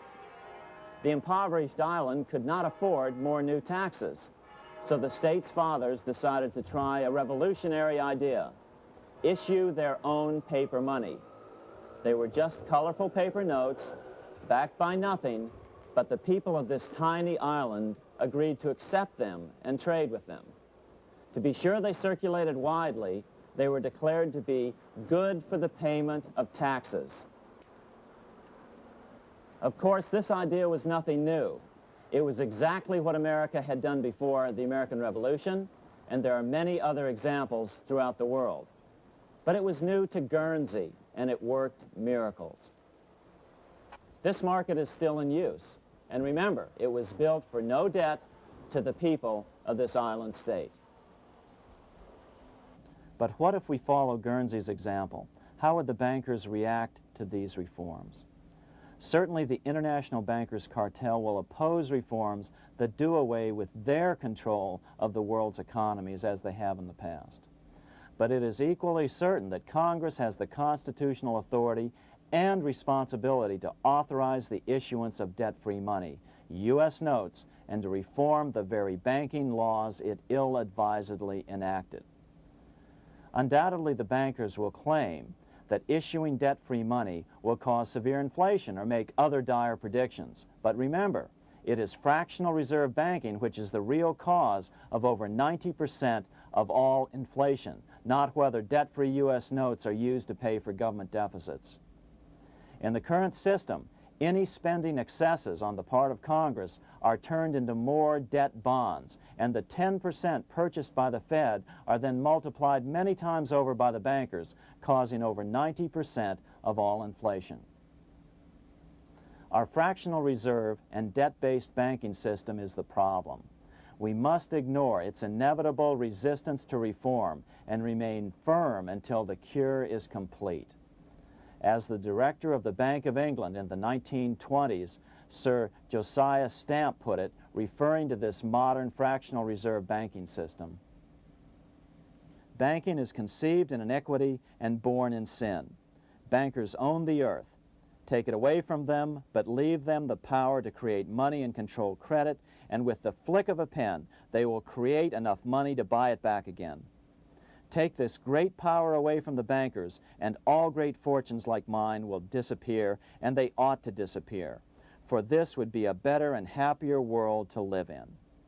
But if you want to continue the slaves of bankers and pay the cost of your own slavery, let them continue to create money and to control credit."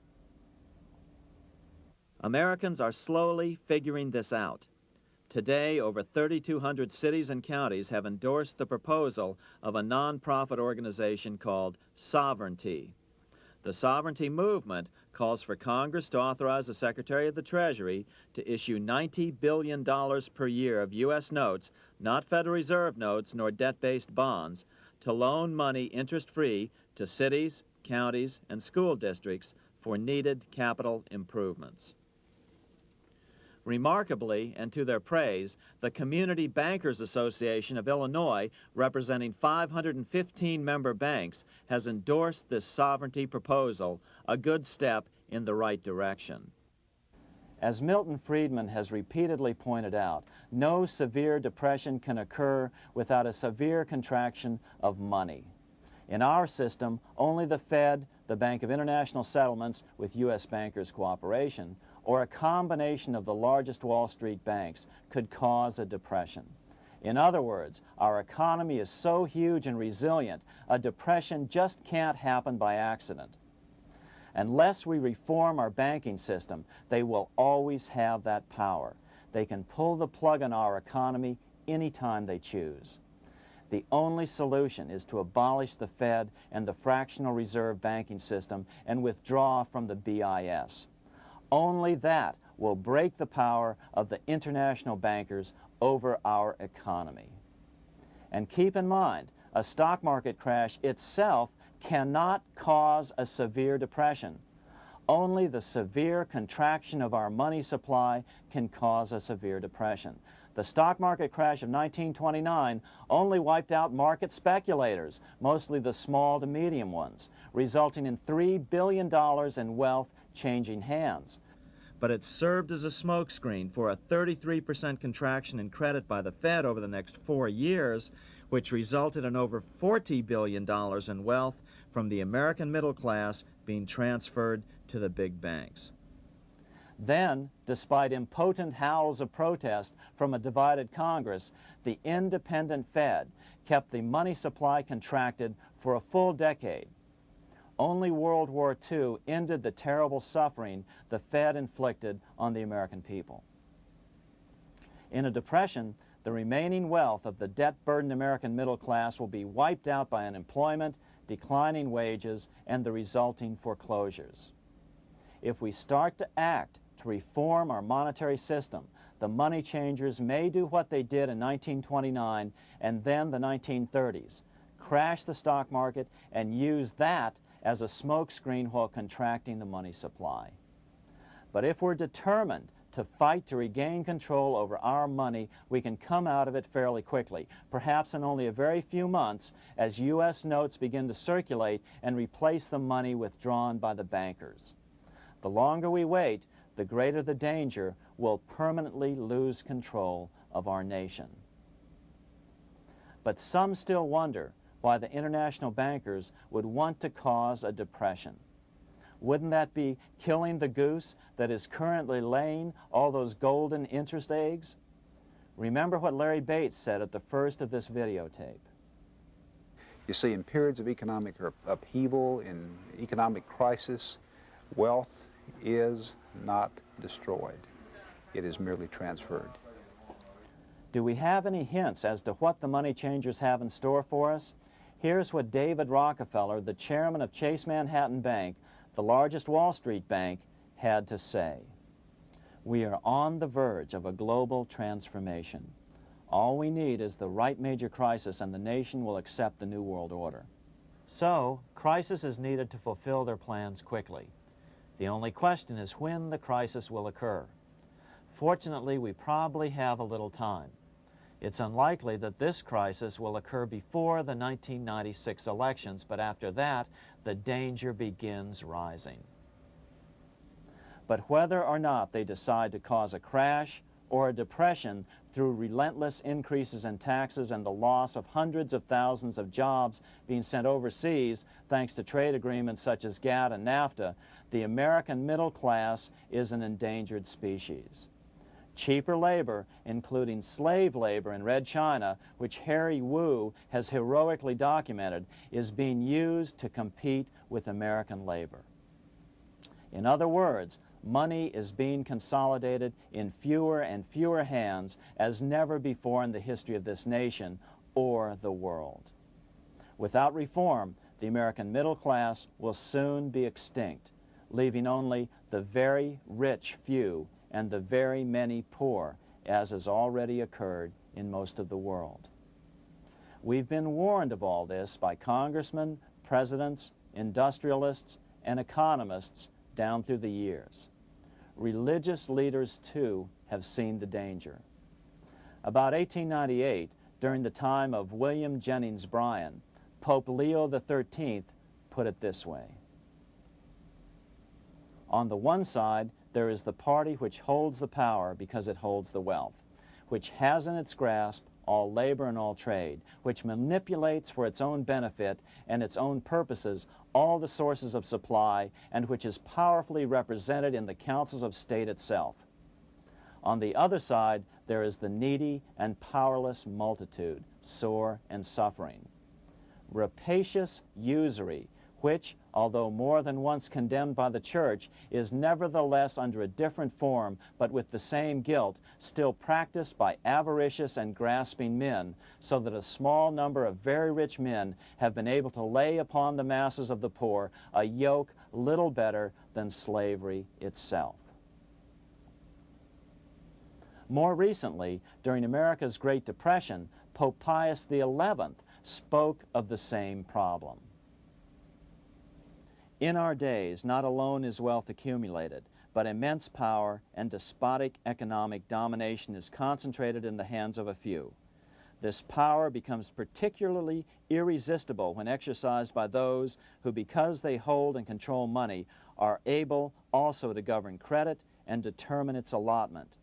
For this reason, supplying, so to speak, the lifeblood to the entire economic body and grasping, as it were, in their hands the very soul of the economy, so that no one dare breathe against their will.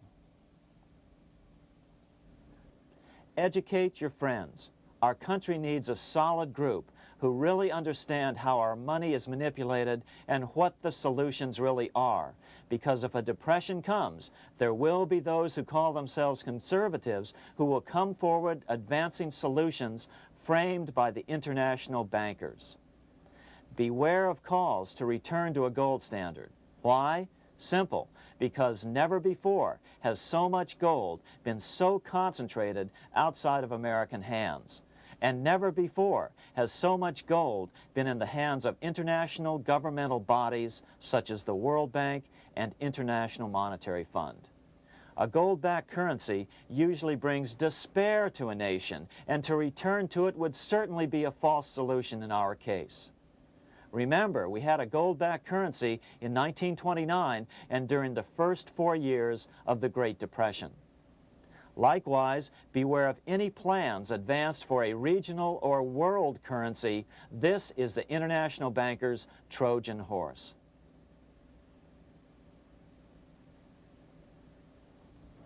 Educate your member of Congress. It only takes a few persuasive members to make the others pay attention. Most congressmen just don't understand the system. Some understand it, but are so influenced by bank PAC contributions that they ignore it, not realizing the gravity of their neglect. We hope we've made a valuable contribution to the national debate on monetary reform. It remains for each man to do his duty, consistent with his state in life. May God give us the light to help reform our nation and ourselves. We say ourselves because ultimately vast multitudes of men are going to be driven more and more to desperation by the accumulation of the world's wealth in fewer and fewer hands. Men will tend to become like their oppressors, selfish and greedy. Rather, let's keep in mind during this period of reform a warning not to lose sight of greater things, as Pope Pius XI put it. For what will it profit men that a more prudent distribution and use of riches make it possible for them to gain even the whole world, if thereby they suffer the loss of their own souls?